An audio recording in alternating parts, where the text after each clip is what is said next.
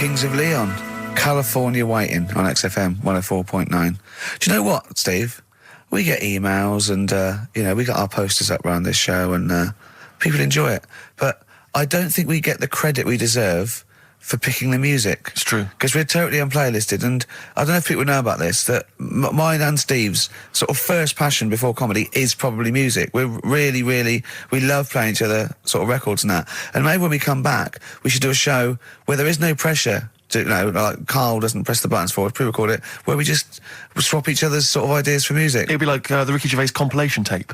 Well, sort of like, we're not talking John Peel, where we're trying to find obscure Belgian jungle and do demos. It'd be everything from, Kings of Leon, Lou Reed, maybe a bit of 80s stuff that people have forgotten about. Beautiful songs. What do you think? I'd love to do that, Rick. I mean, genuinely, there's nothing more exciting to me than introducing to someone a song which they then go on and they love and they listen. Maybe they buy the album. But that's something to think about, maybe for later. Yeah. Well, it's like you say, the pressure to kind of come up with some, high caliber chat between each record. It takes a toll. But and that's it's a passion of ours, and we'd love to. But now it's Rockbusters. Bad Time from the Jayhawks on XFM 104.9. Steve Merchant, Ricky Gervais, Karl. We're having a good time. We are indeed. All right, yeah. Karl, what you got lined up for us now? Right, well, you got a choice. Nearly Dead. You can have a bit of educating. Yeah, let's have educating. Come on. Educating, Ricky. Actually, can we just clarify what this is? I think a lot of new listeners perhaps aren't familiar with this. It's when Karl looks on the internet and finds a weird story about, the double knob fun, and tells me about it, and it's usually not true. Okay. If it is true, I know it already. Go on then, Karl.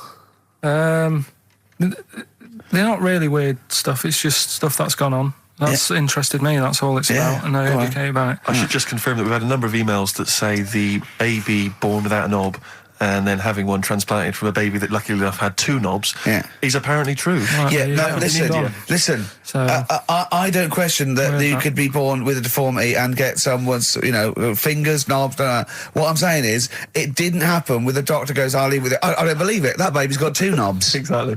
What a coincidence. I bet that little bit of information isn't in there, is it? Sure. That he went out the door, I'm going to get a coffee, came back, bloody hell, hold on, look, here's an extra knob, I found an extra knob. We put that knob on there. Perfect. Travis, writing to reach you on XFM 104.9, all right? A couple of emails here trying to respond to our requests for nursery rhyme related information. Oh, go on. Nikki Williams says that she was at infant school and she had a nursery rhyme book, and in the book, and this may just be the illustrations, but apparently the 10 in the bed in there were small baby monkeys, which you'll be loving, Karl. But again, I suspect that might just be the illustration that accompanied I remember I had a book of nursery rhymes when I was little, and my brother, he was older than me, I was about 5, so he was about 16, and I remember him and his mate just absolutely cracking up, because it said, up Jack got and home did trot as fast as he could caper. He went to bed and bandaged his knob, N-O-B, with vinegar and brown paper. I've since found out the knob is like the old English for head, but I didn't know why they were laughing. Of course. They were just cracking up. This was, whenever one of my mate's brothers came around, he said, where's your nursery rhyme book? And he'd read it to him. Yeah. And it was just the funniest thing in the world. The brown paper and vinegar was a popular method, because didn't Jack and Jill use that? They used something similar. No, that was Jack and Jill. That was Jack and Jill. Yeah, that's Jack when he broke his crown, which obviously, that means his head as well, doesn't it? Yeah. So he's fractured his skull on a sort of like an outcrop of rock. Yeah. And then... is that still used, the brown paper and vinegar? I don't think it is. I don't know, maybe in Manchester they're still using that, I'm not sure. Yeah. Tracy and John Burton say that they reckon a Humpty Dumpty was actually a cannon that used to sit on the walls of the castle in Colchester where they live. That makes sense. Yeah, that would make a lot more sense. On a wall, had a great fall, the King's One couldn't put them together again. So he had they broke the cannon, or it meant it exploded. Maybe the cannon fell apart. Because people used to get blown up by cannons just doing it wrong, didn't they? Sure. Which is hoist by your own petard. Right. Where that comes from. Right. Coming back and blowing up in your face. So that makes slightly more sense, because you would want to send for the King's Men then. Yeah, and the horses. I think the horses just came along anyway. Well, that was quicker. Sure. The quick King's Men, it took them about 3 minutes, with the horses there in about a minute. So, but I mean, if it blew up, there's nothing I could do. Yeah. So we got to the bottom of that. See, the educational, Karl. See, this is real education. You know what I mean? It's got a bit heavy though, doesn't it? What? Humpty Dumpty? Yeah, it has got a little bit heavy. Let's dumb it down a little bit. What do you want to do? Mary, quite contrary? We're doing Rockbusters in a bit. Hang on a minute. What? Before you even get to Rockbusters, oh, man alive, there are loads more verses to Old Mother Hubbard. Are there? I'm going to digest these while we play the ads, and I'll see if there's any salient information I can give you afterwards. Brilliant. Moving on, what's the next one? Would she be able to breastfeed? Yeah. And she'd be able to do it standing up while he was on the floor. Talking of nipples. Hey, come on. There's a lovely juicy pair over there. Okay, I think that's the last show. People should actually phone in and speak to Carl and try and convince him. forget that. Yeah, what's the number, Steve? Forget that. We haven't got time. Yeah, he hates answering it. We'll do it during the record. Leave it. Phone in if you want to speak to Carl, if you know the number. Call in, try and convince Carl to kiss a little nipple. Don't want to. Rick, I should just point out that I feel... Don't answer back! Come on, I think Carl has offered nothing there. I think those educating Rickies were appalling. And the only thing that would redeem the show is if he kissed the nipple. Kiss the nipple. Phone in if you want to speak to Carl. If you know the number, call in and try and persuade Carl while this record is on. We'll answer the phone. Phones are still going mad. Answer one. Just put with someone out. Kings of Leon, California waiting. He was rude. He's so rude to people. They phone up and they say, "Oh, kiss his nipple." And he goes, "Yeah, all right." And he hangs up on them. Answer the phone. Put them on air. Answer the phone and be nice to whoever it is. Be nice to them at least. Putting people on the air. Hello?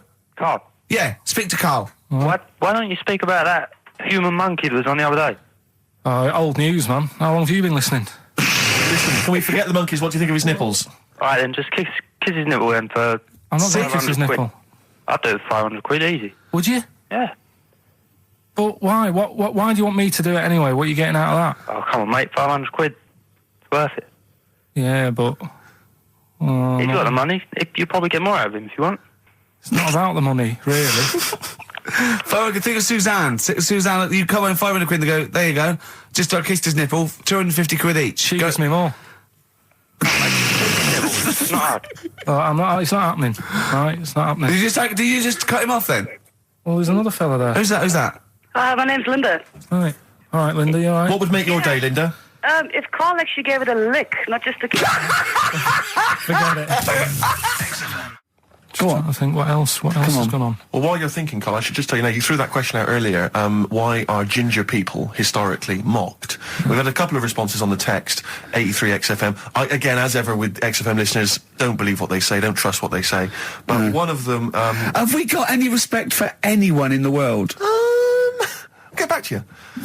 Pete in Tooting, now, again, I think this is nonsense. He claims that the reason ginger people are disliked is because Judas was ginger. From the Bible.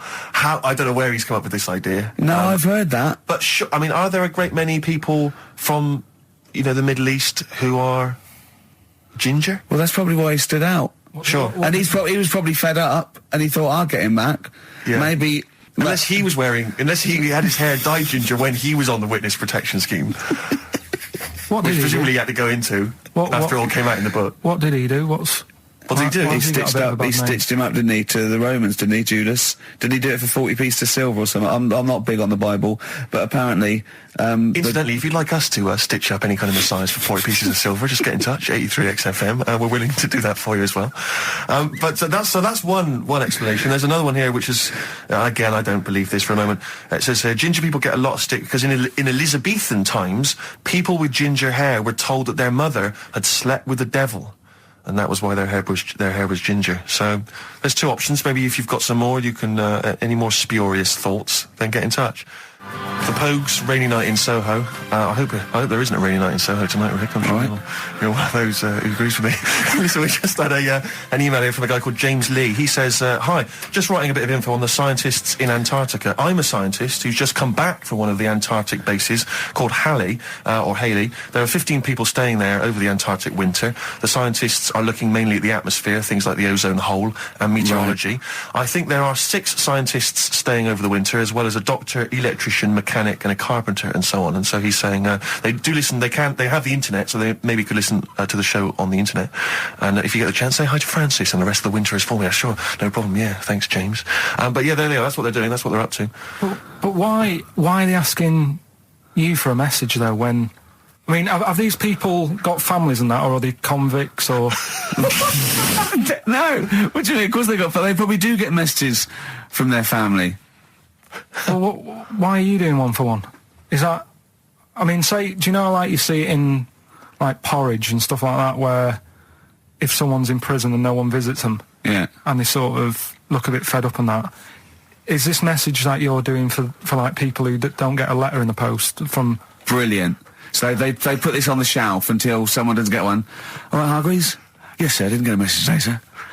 You have got a message, Hargreaves. I've what, sir? Hargreaves, you have got a message. Really, sir? From Ricky Gervais. Really, sir? And then they give it... Don't talk, please. There are scientists listening. Try to keep the talking shit down to a minimum today. What's annoying me is, right, they're saying this stuck over there for months, but it seems to me like they're wasting a lot of time. Right? Why? Well, you're saying they probably watch DVDs. They're saying they've got internet access. Yeah. Yeah? Well, I'm wrong. Listening to messages. Yeah. Get the job done and go home. Well, that's well, then we don't have to tell them anything then, because they listen to the internet. If they've got the internet, then, it's a waste of time. Good point. Play a record. Well, hang on, before that, here's a good point. You've had a long time to research what's been going on in the world. We just had an email here from Nicholas who says, why haven't you told them about the recent Pig Olympics that just went on in China? You've missed that one, Carl, once again. Who won? XFM. Anthony and the Johnsons. Isn't that beautiful? Interesting. Hope There's Someone on XFM 104.9. And Ricky Gervais with me, Steve Merchant, and Karl Pilkington. Well, Karl, more revelation. We were talking about it last week, but Karl brought it up again, just now. Didn't want to go to the doctors, didn't want to have a full sort of body checkup that may save his life, because he saw on the website they do a test where they have to insert a finger in his arse. Oh, don't tell me about it. Why? Don't put it on the website. Just we look at your heart. Yeah. Check your blood pressure out. Yeah. And then they could just do it quickly. Could just sort of say, right. How do they do it quickly? No, but what I'm saying is it's worse, isn't it? Going in there knowing that, I mean, they've got it on the website. So you're on the journey on the bus thinking, in about 20 minutes I'm going to have a finger up my arm. But they're doctors.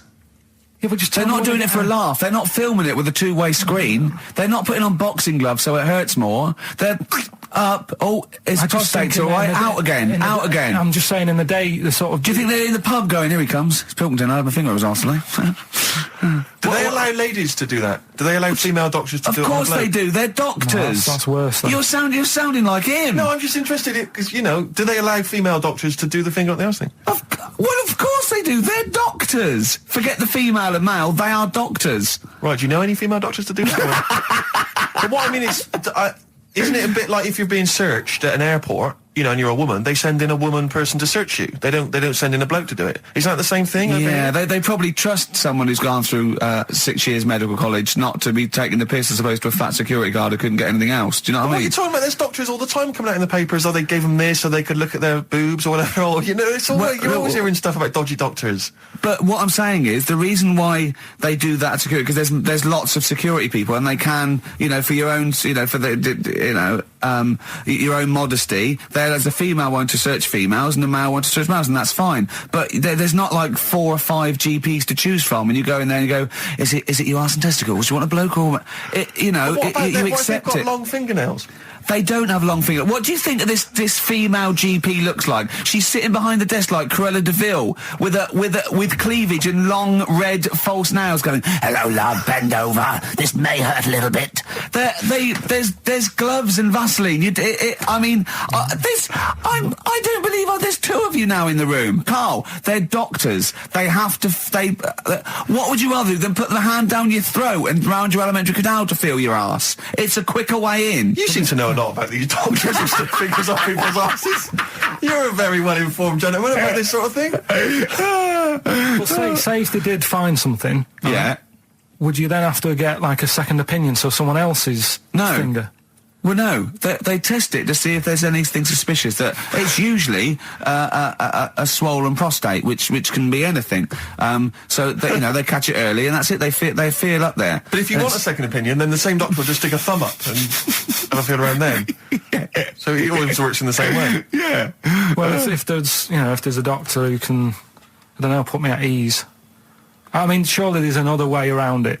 I don't believe that. I mean, what is this? 60 million people or something in the world, isn't they? 60 billion or something? Well, 6 billion, something? Yes, you got it. Right. You hit it. Well done. That's good work. Right, so yeah, there's 6 billion, did I say? Yeah, what's 6 billion then? Loads, isn't it? Yeah, but So if you want a doctor to phone up to assure you that the finger at the bum thing's not painful and that it's necessary and Just that that it's it's not just someone necessary, trying to get really. kicked. Just that it's not an easy way round. All right, what's Do the you know what I phone mean? number here? It's changed, haven't they? oh, You're the producer! Hang on, here it is. 0871 222 1049, and I think you select option 1. It tells you anyway what to do. please, if you're a GP or you've, you know, even if you've completed medical, I mean, we want a qualified doctor, really.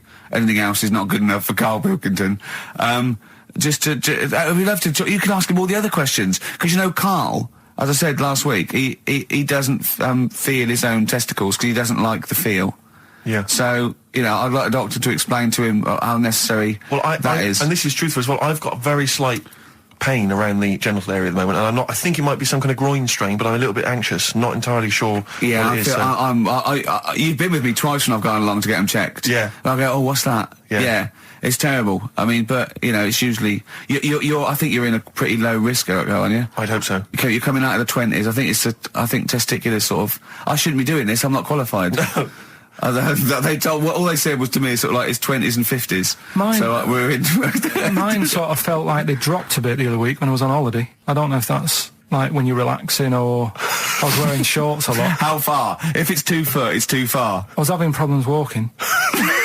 What do you mean? Why? No, it was just a bit, I had shorts on all day, I'm happy, I'm walking about on the beach, what have you. And then at the night, when I put some long trousers on, I was sort of walking like a rickets. They probably like stretch a little bit. Sometimes, I told you when I was about 18, I was scared. I went to the doctor. I felt a pain, right?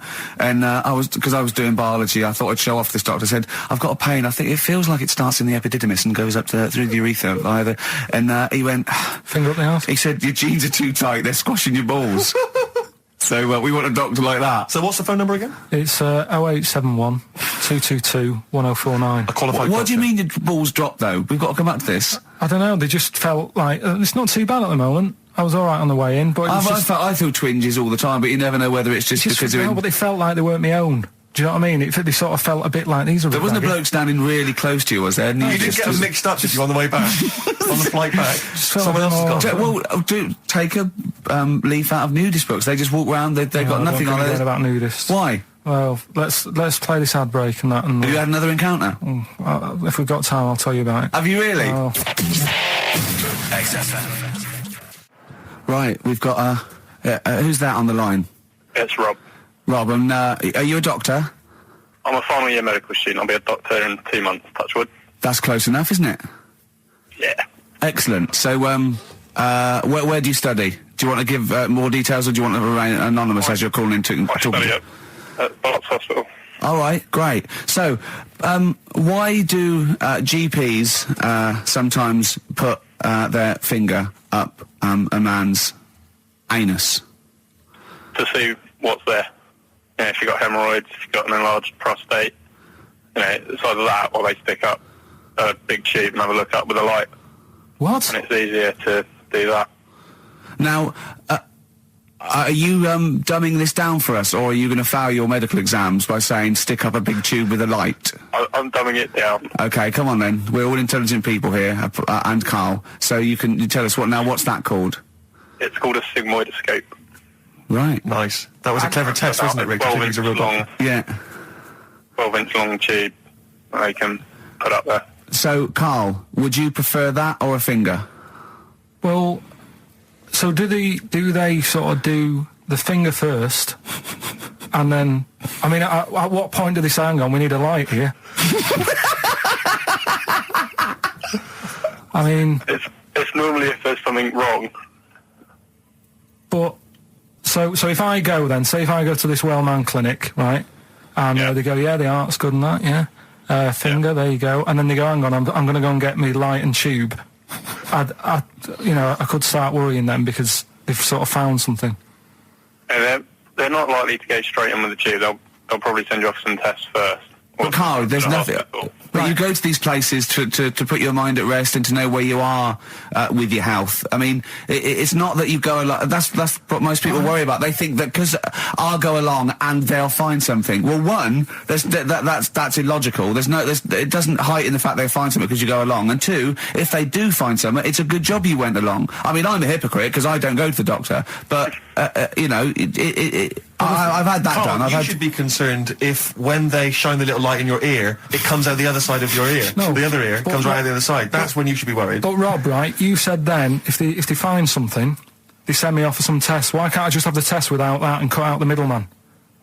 Do you know what I mean? Because you're wasting lots of money. There's hundreds of tests they could do, and they could do every test, and they could all come back with nothing, or they could do the finger up there and send you for the 3 tests you need to find out what's wrong with you. But in this day and age, with all the technology and that, and like brainy doctors and all that, the only way to find out is sticking a finger up there. What are you worried about, Carl? Is it fundamentally that this doctor who's has done 6 years medical training, is it embarrassing to have a man's finger up your ass? I just don't understand how you can get round to that without... But what don't you like? Is it fundamentally you don't like anything up your ass, or is it the fact that it's a man's finger up there? I don't like going to the doctors. It makes me nervous, because I think if anyone searches you long enough, they're going to find a fault with you, right? And especially if they're going that far into you. They're going to find something. And Probably not. well, you never... I just don't... I don't know how to get round to that sort of... that point where you get a... What do you talk to the doctor about? He's like, all right, nice day. Strap your trousers. He goes, I'm just gonna... He says, I'm gonna just, Most people just shut up and let you do it, and then breathe a sigh of relief when you say there's nothing there. Yeah. But is that at the end of the test, or is that the first thing he does? It's the last thing. So that trousers up out the door. Because he knows it ends conversation. He knows it's a bit of a faux pas. The doctor says, "Oh, I better not kick off with a finger up the arse." What I do is I'll start on with the the head, and then then I go, "Oh, one final thing, Mr. Pilkington." So Rob, he drops his keys and he goes, "Pick them up." And as you bend over, will you be doing this, Rob? Is this what you're like open to do? You do all these. I'll have to do it at some point. All doctors do it at some point, no matter what they specialise in. So the first one, is the another doctor there to sort of make sure you're doing it right? Not dentists. No, but do you know? Dentists aren't doctors anyway. But do you know what I mean? Like, normally it's like a co-pilot will have someone with them for the first one. So when you put your first finger in, Yeah. will someone be there going, right, you just want to move to the left I've of it? already done it. Have you? Yeah. So that's the thing with a student, you're learning. So you get people teaching And you learn how to on... do these things. Can I just point out, Rob, I think I'm right in assuming that you have a glove on, Yep. and there's lubrication, Yep. and it doesn't hurt. No. There you go. What are you worried about, But Carl? who's this person who everyone's testing on in your class? It's not one person. One person. There's like, when a patient comes in and they've got a problem, your boss, the consultant, he does his finger up, and if he finds something, he goes to the patient, is it alright if the student has a feel as well? Then the student puts on a glove, puts the leave on the glove, and sticks his finger up and sees what he comes out with. Rob, I wish you could see Carl's face. I mean, his face when you said, and he says, can this fella have a go as well? He looked horrified. That he thought it was a free-for-all, like there's a queue of people trying on gloves and going, let's have a go. That looks good up there. What have you found? No, I mean, how come you had to sort of... Is it not something you could test on yourself rather than waiting for other people to come in? Because then, you know... It's an awkward position to get to, really, isn't it? Well, but you can have a good rummage then without feeling too awkward, but to sort of have a go on your first patient when you don't really know what you're looking for anyway, do you know what I mean? Never really thought about it. Because you don't... If you've never done it before... You pop your finger in there, and you've got to sort of look. You've got to have an expression on your face, like you know what you're finding. Well, they can't see what you look. They can't see your face. There. You got the big boss consultant man going, now move your finger there, and you'll probably feel this. Because he's just done it. He knows what's there. Well, what? Oh, so he's already had a go. He's had a feel, and he's going right. If you feel to the right, that's the conglomerate or whatever. The conglomerate, yeah. Its conglomerate is in perfect working order. Well, that's... I'm still... Thank you, Rob. Thank you. I'm sorry you had to go through this. Carl is probably the worst patient you'll ever encounter in your medical career. Good luck with your finals, and thanks very much. And do you know any female doctors who do this? Or? Thank you. XFM 104.9. Thank you. You too. City of Blinding Lights. I'm going to see them next week at Twickenham. Yeah, well, enjoy that. Looking forward to it. Yeah. Thanks Yeah. again for letting me know about your... Old Nobbo Yes, and Edge and Yeah. all that. Now listen, you just got an email there saying, can you turn up your microphone, Steve? Apparently my voice is a little bit Well, quiet. Carl has to do one thing, make sure we're heard. That's Yep. all he has to do. Well, I can hear it. Sounds fine to me. Well, not to the listeners, and that's who we're trying to please. Well, Yeah. It's one person said he can't hear Yes, but we've only got one listener. So if he's Yeah. not happy, we're buggered. You're allowed to say buggered. Not twice, certainly. Once could have been a mistake. Yeah. Twice, pointing it out is definitely, complaint material. Neil Young from the album Zuma, and that's Pardon My Heart on Beautiful. XFM 104.9. Ricky Gervais, Steve Merchant, Karl Pilkington. We just had a text here that says, and I don't know what truth there is in this, as ever, but John says there is apparently a nude bike ride today in Hyde Park. Now, I can't believe that's the case, because I don't think it's allowed, is it? You can't ride around with your I don't veg, know. can you? I don't know. Why would you want to? Well, good point. On a bike? On a bike, I love the fact that that's what disgusts him. I want. Do you know what? If we did appeal for a nudist to call in, I'd want a very specific sort. I don't want. I want a German nudist, a middle-aged man called Helmut. Okay. If there is any, or the closest one to it. So I want a middle-aged man from Germany. If your name is Helmut, you're in. But I'll accept Hans. Carl would be good, Okay. wouldn't it? All right. Yeah. I think I'm wondering if the age might. Maybe we could we broaden it out Okay, a just a little bit? German nudist bloke. Right. Could he at least be fat? Could I find a fat German fella? If your name's Helmut, we're going to give you a big prize. Yeah. But, any fat German fella who likes to get his sausage out. Sure. Okay? It's sauerkraut. Yeah. What's the phone number? 0871 222 1049. It'd be good just to get an email or a text with a contact on it, and then I can just call them up in the week. Sure. And 83936 is the text number. I don't know what our audience demographic pans out like, Rick, but I'm suspecting that's probably a fairly small fraction of our listenership. I know, but, the fat there must be German someone out there. If you nudists. know a fat German who likes to get his tackle out, phones are going. Straight away. Just answer it, Carl. Just answer it. Just potluck. it could be anything. Well, just see what it is. To be fair, it could be a nutter. It could be a nutter. But just say hello. Just tell your turn. It's If not it's straight away. important, he'll stay there, won't he? He'll stay there. Well, answer it. Let's Answer leave it. Leave it. Answer it. Oh, you see this? It's gone. It's gone. There you go. He bottled it, so just as well. Well, you took too long to answer it. Lloyd Cole, Impossible Girl, on XFM 104.9. Wow. Rick, I'm just reading an email we've had, and it is indeed true. Scores of naked cyclists will be wheeling around London today in a mass protest against oil dependency. The World Naked Bike Ride will see the arresting sight of up to 200 daring riders bearing all in their cycle past some of the capital's most famous landmarks. Have they got to wear an helmet? Are they against wearing an helmet? Well, I think they're trying to make a statement, I would imagine. I don't know. Well, they don't have to wear a helmet. It's not law to wear a helmet on a bike, is it? Oh, It's for it's your own saying- safety. It's sensible. You're right, yeah. Well, it's also sensible to just pop some pants on. Just pop some pants on. Are you Not a going problem. to be popping down there and cheering them on? I'm not going anywhere near it. What are they going against? What's the problem that's going on? Oil dependency. I think, generally we're consuming too much oil, aren't we, in the world, and it's going to run out one day, and we've not got any alternatives. Talking of campaigns and things and that, did you see Sir Bob on Jonathan Ross last night? Sir Bob Geldof. Sir Bob Geldof. Yep. You going to walk to Edinburgh or sail to France, Carl? What do you think of all this? The G8? I think it's good that, he's doing some stuff for the world and what have you, but probably won't bother No? having a walk. What do you make of all this campaigning? He's dedicated his life to this now, hasn't he? Yeah. I mean, it's interesting. I was watching him last night, and I respect the man. I mean, he used to work here, didn't he? Did some shows and that. It's good. It's all right that he can do it, but I assume that's not why you respect him. I assume you respect him because he's trying to save a nation, as opposed to he used to work in XFM for a while. yeah, I know. But I'm just saying it's good that he's given up a lot of his time to try and save the world and that. But there's a bit of me that's kind of like, is he wasting his time a bit? You know what I mean? Right? What do you mean wasting his time? Well, he tried it before, and No, wait. What he's trying to say is that the G8 are I think the 7 most wealthy nations in the world, and Russia, and they get together and they can wipe out the third world debt. I.e., they owe us billions and billions of pounds. They can't afford to pay it back. So he's going to say, let's wipe the slate clean and pledge, I think, a lot more aid and stuff to them, isn't it? So what do you think of that? But won't they just do it again? Right, what's you thinking?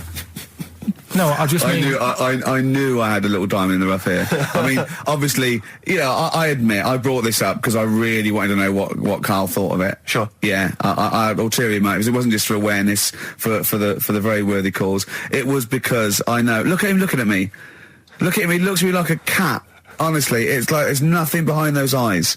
Right, what do you mean? They're just going to run up the debt again, you think? Well, what I mean is, right, when I was a kid, right, and I wanted to go to the arcade, I'd borrow a quid off my mum, right, and she'd say, don't come back asking for more and what have you.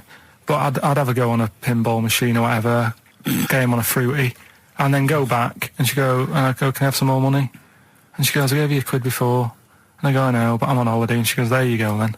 And then I go off and do the same thing. I didn't go, no, I wasted the last one, I'm going to pop this in the bank. Right. So you think that's what's going to happen with... That's a nice metaphor. So what do you think happening there? Is the Africans are blowing it down the arcade? Instead of putting it towards a fishing rod, they're blowing it down the arcade. I'm trying to win a watch. Look, I've got 100 goals. I think this thing is dodgy. Yeah. I'm trying to win a fluffy toy. Bob's saying you're never going to get the Snoopy. You're never going to get the Snoopy. It's always going to fall out of the little claw It's before it rigged. gets to The the top. claw is not strong enough. Yeah. Do not waste it. No, Midge. Midge, you have to write a song. Write another song, mate. They've blown it down the arcade. Brilliant. So that's your genuine logic, is it? Well, I just don't know... if they put me in charge of it, I don't know what I'd do. I just think it's a... Could I just say that will never happen? No. Could I just say to London, Yeah. and anyone listening on Sleep Saturday, easy. yeah, don't worry. Karl is not going to be put in charge of G8. It's not going to be him, Blair, Chirac. That would be a joy if it were. That would be amazing. Well, I've got another food-related item here. Now, Karl, I got a little email via my agent sent from someone here, okay, so sent from someone at... XFM, okay, and I won't say it was. She just said, I thought this might be good for Ricky to use on Saturday, and obviously what happened is Suzanne has sent you an email in the week. It was Wednesday, and you've returned it, but I think you've returned it to the wrong email address. You returned it to someone here who, of course, immediately forwarded it to my agent for ridicule on the show. Don't panic; it's nothing that bad, okay. It's an email from Suzanne talking about your tea that night. Was Suzanne out on Wednesday night? Was the an England game or something? Yeah. So you were alone. You were home alone, were you, Wednesday night? Yeah. Did you enjoy your meal? Was it a quiche? Go on. Right. From Suzanne to Karl. Take the quiche and put it on the baking tray. Cook for 30 minutes on 190. Take lettuce and put on plate. Take 3 tomatoes, wash and chop into quarters. Place on lettuce. Take an avocado, chop in half. Remove the stone. Peel skin and slice. Place on salad. Put salt and pepper on and a dribble of olive and balsamic vinegar dressing. Right? In brackets, small bottle behind the cafetiere. Right, in case he's reaching for bleach. Yeah. That's it. Should have put everything else away. Right, then sprinkle a smidge of parmesan on top. Remove quiche from oven, cut into quarters and put on plate. Eat. Oh, wow. Does she have to do that every single time she's out? No, it's just that I'm not that good at cooking, right? And to be honest, that was a lot of hard work. I didn't bother warming it up. And I did without the avocado. Why? Too much messing about. He didn't even do that with instructions. It was too much. But yeah, I'm not that good at cooking. And Did you That's not cooking though, is it, Karl? That's heating up a slicing. quiche. That's cooking it is making the quiche. Yeah, but I'm just Can't be. Could you have figured that out if she hadn't left that note for you? Why did she have to tell you what the olive oil and balsamic vinegar was? Because I've put sort of cooking oil on my food once, and I said, oh, it's a bit...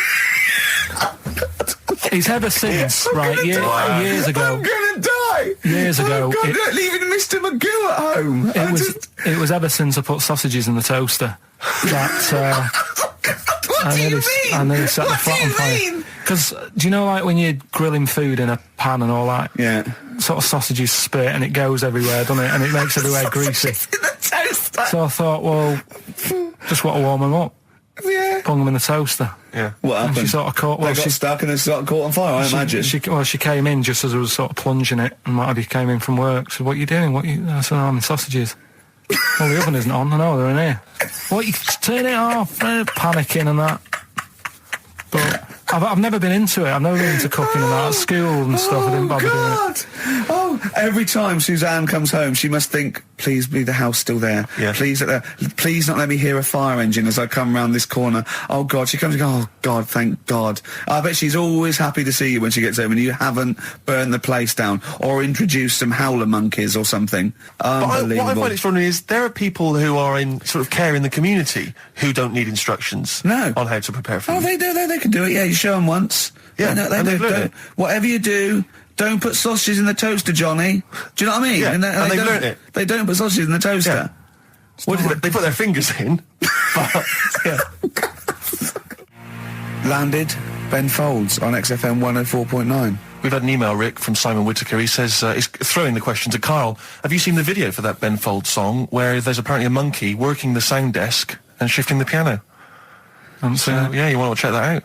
Talking of monkeys working the sound desk, we've also had a lot of emails directed at you. Yeah, a lot of emails directed to you, Carl, asking if you saw this programme that was on in the week. I think I didn't see it. I think it was called The Strangest Village in Britain. Yeah. Did he watch it? He called me 6 times during it. Of course he Called did. me 6 times. Erudite. Now, just explain briefly what this was, because I didn't see it. Well, it was a sort of an experiment. I think I can work out from the sort of 70s, and it was sort of run by, from what I can make out, mainly sort of German Christians. Right. And what it was people with various disabilities or mental illnesses, Down syndrome, autism, bewildered, you know, and they were living normally in the community. And there was 300 people in the village. Half had some sort of problem, mental problem or disability, and the other half were sort of carers. And I mean, it was very, very strange. And where is this village? It's somewhere in this It's up near Yorkshire. Whitby, innit? Yorkshire, Right, yeah. okay. But he called me. He called me at various points. We were watching that. It just started off. He went, geez, if that's the beginning, what have they got coming up? Then there was 2 fellas, and the phone rang, and it went, what is going on? And it was 2 blokes who had created their own language. Okay. And they were going, what and you go, and it was an interesting program. I love documentaries like that. But what made it twice as good was that I knew that Carl was getting confused. Yeah. There was one bloke that went round interviewing people, and he'd just have a string of questions, and he'd go, have you ever had curly hair? What's your favourite animal? Have you ever seen a badger? All right. And Carl was getting stressed. It was stressing me out. He was trying to think of the answers quickly enough. He was sort of saying, do you like mosaics and that? And I was like, oh, do it. And the next question was coming in. It was like Mallet's mallet.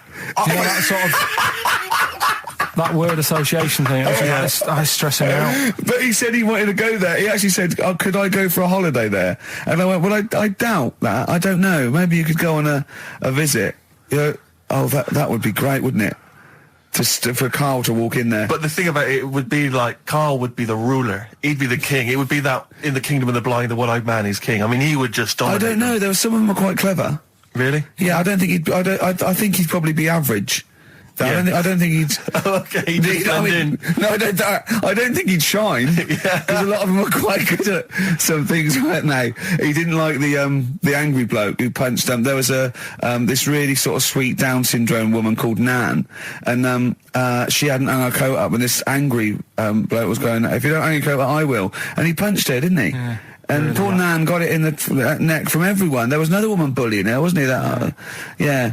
But you like the little The little Down syndrome fellow with a woolly hat who was helping alright. that woman. If I went there, he's the one who had sort of humped down, so come on, let's go for a pint or something. Sure. But, Incidentally, do you like mosaics? We didn't establish that. He's still thinking about it. David Bowie, Watch That Man on XFM 104.9. Now, coming up, Steve, and listeners, so, I'm talking to them mainly. I'm not really, I'm talking to you and Carl, really. Yeah. But, coming up, an old feature, Knob News. Oh, Knob News, the welcome return of Knob News. Yeah, and Monkey News is still there, isn't it? yeah. Just briefly, you don't think you really gave that competition justice, did you, not handing out the email? No, let's just quickly whiz through the questions again. Yeah. John's texted in, by the way. He says, I never get any of the Rockbusters clues. Is this a good or a bad thing? Definitely a good thing. Definitely a good Definitely thing. a good thing. Yeah. Yeah. Did you have to have that thing done where they say, what side do you wear your member? What side you dress. They don't say what side you wear your member. That would hardly be a euphemism, would it? So they say what side you dress, sir. It means what side your little John Thomas leans, doesn't it, on rest, usually to the left, isn't it? Your little But do left you know, testicles. if I said to you now, what side do you wear it on? Do you know? It would be left. It would be the left. That's what I mean. If standing there, right, with nothing restricting it or holding it in or holding it up, right, it sort of leans. Your one ball is sort of like slightly back and lower, isn't it? And your little John Thomas rests there, so it's left. And the reason they ask it is so they don't put the tape measure up on the left and squash your willy or touch your willy. So it's nothing to do with like, well, you'll need a bit more room of sort of more material on that side, or. Well, no, I don't think they compensate. It's just when they put when they stick that up into your groin, they don't want to come in contact with your little. The thing is, I Mercy. don't know what side I wear stuff on. I just sort of pull my pants up and wherever it wants to go that day. But maybe it's not big enough to sort of make any, real decision. But, like now, I'm sat here, right, with my jeans on. I don't know where I am. Well, that's clear from hearing you talk. No, but what I mean is, if a fella said to me, what side are you, what side's your member on? I'd go- Member. What is this the use of the word member suddenly? I'd go. Well, it's not. It's usually not appropriate. And also, I imagine in the old days they had big baggy pants that used to sort of like hang down. And now, like with those stretchy boxers and briefs, it's sort of held up in a nice little, neat little parcel, isn't it? So it's probably not appropriate. It doesn't come in contact with your little snake. So, did you ever? What have you ever heard that? Are you telling me a tailor has asked you that and you went, "What do you mean, mate?" No, I've never. I've not really had one made to measure. I had one made when I was a kid, but since then I've sort of bought a suit off the hook. But when you were saying about buying a suit, I know that question sort of crops up, and I don't know what the answer is. It just annoys me the way I don't know. There's no surprises anymore. Do you know what I mean? People know. What do you mean? He's going to go, right, I'm going to measure you now. Which side shall I measure? Go, well, pot luck, go on, have a look. Right, there you go. Oh, you got it. You checked me out. What do you mean there's no surprises anymore? What are you talking about?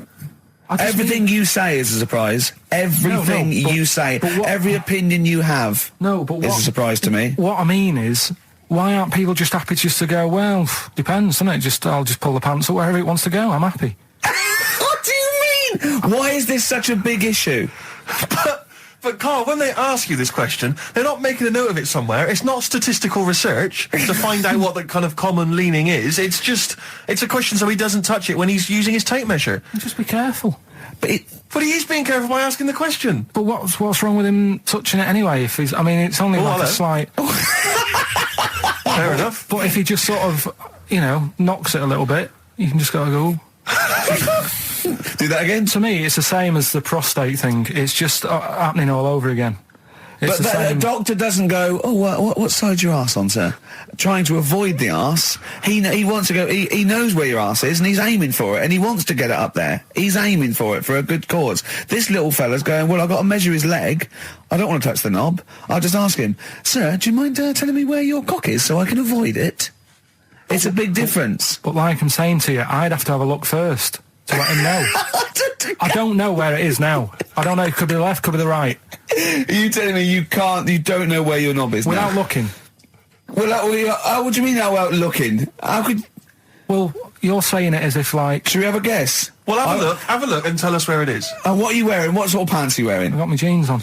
But you got pants on underneath them? Yeah. What are they, briefs or box shorts? Boxer shorts. Boxer shorts, where it's probably free, but the jeans are probably restricting it. I think it's probably either in the middle, dressed in, or just slightly to the left. Have a look. We'll tell the listeners after the break where's Karl's knob. It's a good competition. Oh, brilliant! We've got to send this to the Sony Awards people. XFM. Run, Snow Patrol on XFM. Well, big question. Where was Karl's knob? That's what people have been hanging on for. Yeah. Where was it? Well, I can't believe people have been texting in. Hey, what, guessing where it is? People saying, is it in the middle? Is it in the left? It cost them 10p. It cost them 10p to find out. Just wait, I'm going to get out the answer. You don't win anything, right? Like, strike it lucky. Right? Bottom or middle? Right. It was to the left. Oh! Yeah. I went with the right. That's annoying. See, I thought it would be to the left. If not, maybe if it was all scrunched up, sitting on your lap right, it might just pop up to the middle. Just pop out, like, you know.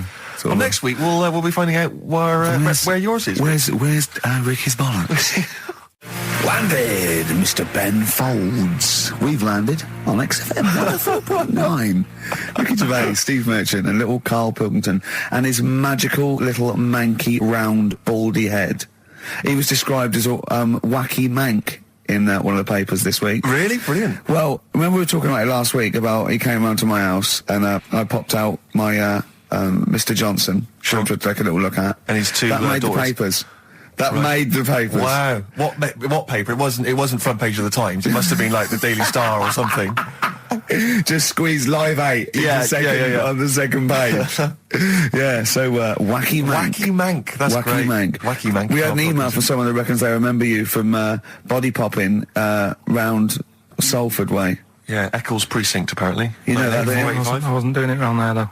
What do you mean? I was round Stretford. Stretford Arndale. And what were you doing? What sort of body popping was it? Just a bit of everything. Caterpillar. Bit of moonwalking. Do you have a little piece of liner you used to carry around? Well, mates had that. Right, you didn't Borrowed bother with theirs. Borrowed theirs. Were you any good? But you weren't breakdancing, well, you weren't spinning on your head and stuff, you were more body popping. Well, I hope he wasn't spinning on his head, because you know that can sort of give you little brain damage and things. It can give you brain damage. Also, it can wear your head down, and also makes your head perfectly round. Yeah. Because the gravity is pulling on. But all if you keep on doing it, obviously it's going to wear your hair out, yeah. So you become sort of like a stupid, bald, and roundy-headed. Yeah. So You've got to be very I very careful. much doubt that you did do any of that. Did you, Karl? Didn't do any of that. Embrace and Gravity on XFM 104.9.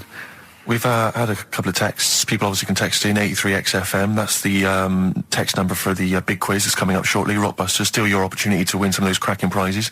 Enter your name in the draw if you can unravel the, I don't know what you call them, conundrums that Karl set. Sort of. We've had a couple of texts. Obviously, we're leaving early today. This is a shortened show and our last show of this run.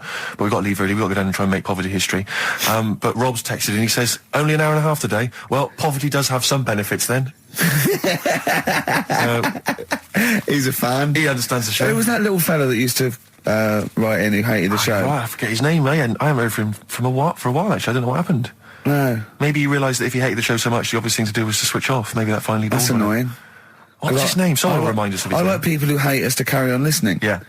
It just gives it an edge, doesn't it? Yeah. It's the fact that, that you're annoying someone. I mean, I love annoying people. I know you do. I know. So You're like a kind of walking Chinese water torture. Yeah, exactly. Yeah. Well, how's it going with Rockbusters? Anyone got the answers? Actually, one guy has texted in, James in Deptford, he's offered some answers, and he says here, the guy that hated us, famously, of course, we should have remembered, Dickie Anderson. Dickie Anderson? Richard Anderson, of course. Oh. I don't know if Dickie's still listening. If he is, obviously email in ricky.gervais@xfm.co.uk and tell us what you've been doing, how you've been keeping busy and stuff. Yeah. Nice to hear from him. Chris Campling hasn't called, has he, either? Yeah, The one that thinks that not only is this whole show scripted, imagine that, right, but that Karl is a character created by us. Yeah. He's actually an actor. Oh, if only we Look could at take credit that, for a that. shaved monkey we got. Put the message in the box, put the message in the car, drive the car around the world, and I'm imagining, Rick, that message is make poverty history. That's World Party, put the message in the box. Yeah. Can I just say quickly while I think of it, we get a lot of emails from people, a lot of texts saying, can you send a big shout out, stuff like that. I've just looked at one now, Scott and Julie in Australia listening, they want a big shout out, big shout to them. But there's so many people that do it, and I'm obviously just want to say sorry we never get to your emails. We're very, very lazy. We never really get to look through them, but we obviously do appreciate you emailing in, texting in, stuff like that. And also, can I send a big shout out to my grandparents, who I believe might be listening on their new digital radio? They're pretty high tech. Very nice country. Yeah. Are they the merchants of Bristol? Merchants, yeah. Props to them. Props to them, yeah. Right, competition time. Brand new competition we come up with. My favourite we've ever done, I'll be honest. And a great prize, The Sixth Sense. You get a clip of a great film, and then you get to keep the great film. Now, I'll just explain this competition. I think Karl is a little bit of a frustrated actor. And so, by the power of technology, Karl takes the role in a film. And there's a question about it afterwards. This is a scene starring Karl Pilkington from The Sixth Sense.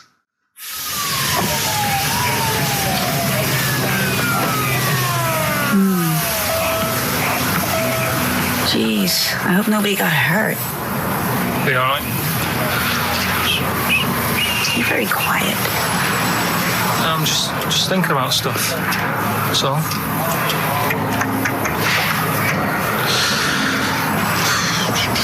You're mad I missed the play, aren't you? A little bit annoyed, to be honest.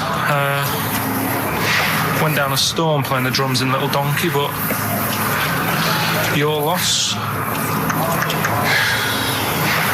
I'd give anything to have been there. Well, you wouldn't, because you didn't. But like I say, it's your loss, isn't it? Anyway, I'm just quiet because I'm thinking about stuff, like I said. Right? I'll make a big deal out of it. What is it? Well, I was just thinking, what would happen, right, if you put a chameleon on a mirror? How would it handle that? It's a bit weird, isn't it? Oh, you're scaring me. That's scaring you. This'll scare you, right? The other day, saw two old men sat there having a Twix. You never see that, do you? Old fella having a Twix. You see ghosts, Cole? No, just the old fellas having a Twix, boy. They talk to you? No. They tell you to do things? No, because they were too busy eating, but what's that got to do? What are you looking like that for? Do you think I'm some sort of freak or something? Is that? I would never think that about you. Well, ever. No. Got it? All right. Well, it's a very chilling scene, that. That is great. Oh, that is fantastic. It's a very spooky scene from the film The Sixth Sense. Rick, I think you've got a question. Well, yeah, I mean, Karl played it wonderfully there, the role of the child that sees weird stuff. But who played the original role? What was the name of the child actor who played the original role? It's email only, ricky.gervais@xfm.co.uk. You can win a copy of The Sixth Sense. It's time for the newest quiz in town. This is where Karl inserts himself into a seminal film. Last week, he was the little kid in Sixth Sense. You remember, to great acclaim. The critics loved it. They said a triumph. This week, he's fiddled with The Graduate. This is the scene where, of course, he goes upstairs to the hotel room, and it's on the cards. She's a dead cert, Mrs. Robinson. Well, here we go then. So, are you ready for it? I've brought some condoms from home that Suzanne got for Christmas. Benjamin. What? Will you bring me a hanger? A what? A hanger.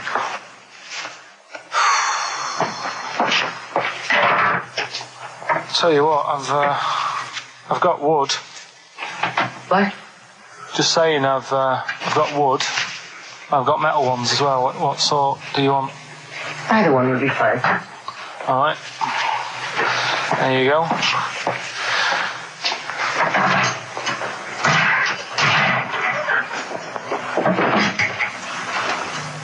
Are you afraid of me? No. No, I've seen weirder things than you. Have I ever told you about the two lads I went to school with who had big heads? webbed fingers as well. Not related, and weren't mates, but both had the same thing, which is a bit weird. Yeah, I'd never found out what was wrong with them. Can I ask you a personal question? As long as it's not about my head being round, because Ricky's always going on about that. He's saying I've got a round head. Well, you can admit that, can't you? No, it's. I'd say it's a normal sort of shape. It's just round. It is, isn't it? Yeah, but what do you mean? So is yours. Heads should be It's round. nothing to be ashamed I'm of. not ashamed. It's just a normal shape. Mm-hmm. And you can talk. Look at your saggy arse. Anyway, get your knickers off. Hello, darkness, my old friend. Oh, that was a joy. Oh dear.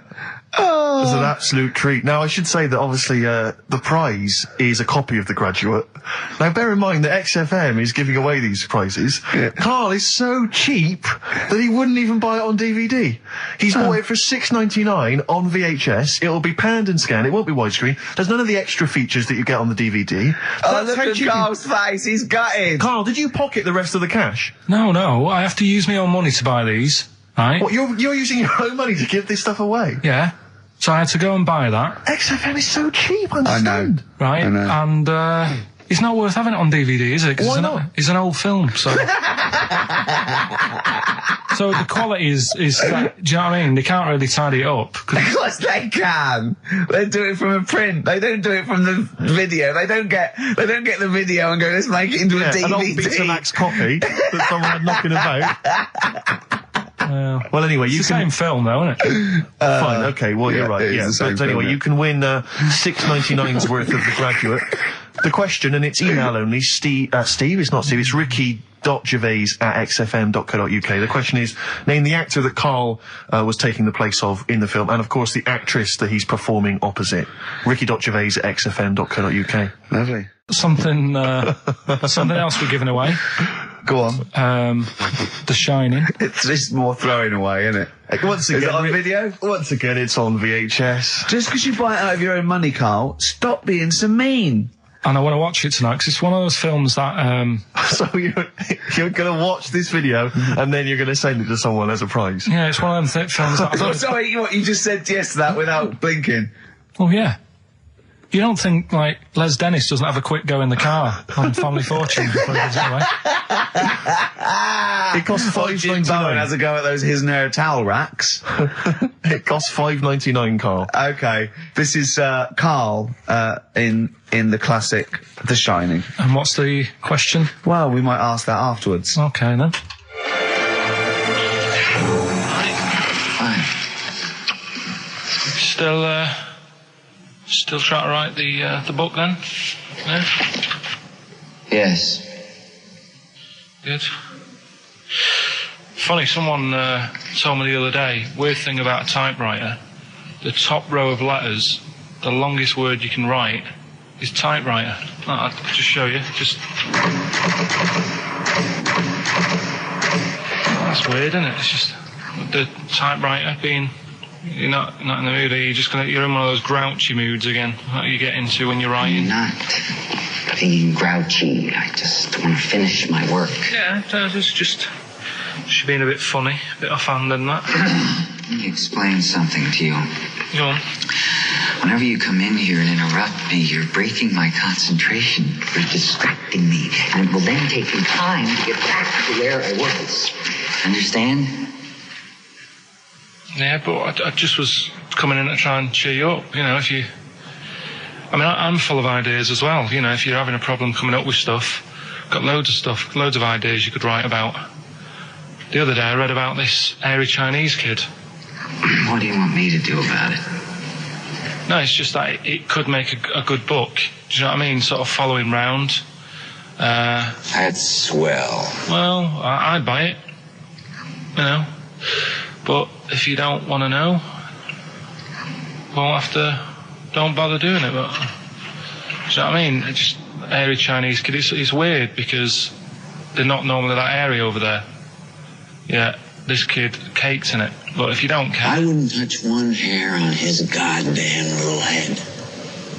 You won't have to touch any hair on his head. Like I say, he's covered. Leave the head alone if you want. Touch his hands. He's totally covered in it. But I love the little son of a bitch. Well, don't go that far. You haven't met him, but I can sort it out. I'd do anything for him.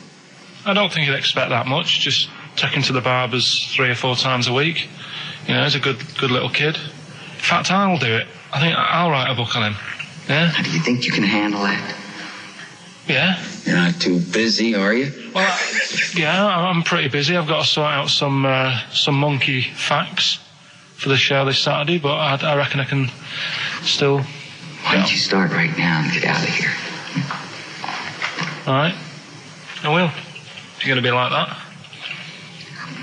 Couldn't borrow a pen, could I? See you later. There you go. Haunting stuff there. Karl Pilkington in The Shining. You know, in the film, Jack Nicholson goes crazy because the suggestion is he's maybe possessed by demons that maybe are in the hotel. But, you know, if I was stranded in a desolate hotel, removed from all human contact with Karl, I'd go mental with an axe without being possessed by demons. That's more chilling to me, trying to get some work done and you keep wandering in. I'm trying to get Karl to spend a couple of days in the caravan with me, just for the head of it, and he won't. I've offered him money, won't I? I think it'd be a great laugh, wouldn't it, Karl? Oh yeah, great. That would be terrifying. No, I want to film it. I just want to film it. Like a little video diary. There's Karl there, he's just waking up. Well, if I was stranded in that would be like being... I may as well be with Freddy Krueger and Jason Voorhees. That's more scary. The thing is, Ricky doesn't mess you about as much as he messes me about. No, you see, you've given him an inch. You've given him an inch and he's taken a yard. 12:30 you got in today. In 30 minutes between 12:30 and 1. The old bin lid on the head. He wanted to do that again. Yep. Squeezing my head, think he had a go at. And karate chop on the back of the neck. Yeah. All in 30 minutes. Yeah. Who else can say that? Who else can say that? Who else can say? What do you mean? Anyway, have we got a question then? Yeah, to win a copy of, I'm so embarrassed to say it, The Shining on VHS is worth $5.99 and it will have already been watched by Karl Pilkington, probably not even rewound. Yeah, to win that. And a little bit of tripe and cow eels where it just slipped into his dinner. A barm cake outside. As he was reading the back of the box trying to figure out what was going on. The ingredients. What about this, right? Here's a question. I've got a question. No, go on. No, I want to hear Karl's first. Okay. No, it's about the film. Because when I was whizzing through it, I saw something. I thought, oh, that's good. The kid who's in it, he was writing something on the back of a door with lipstick. What was it? Well, that's a tricky question. I can't remember. Nor can I. Right. So the kid in it was writing something on the back of the door. Is that going to be too hard for anyone? Let's see if... I mean, I wouldn't be surprised if there's somebody... Right, the phones are going, so it might be. Yeah, but this is email, isn't it?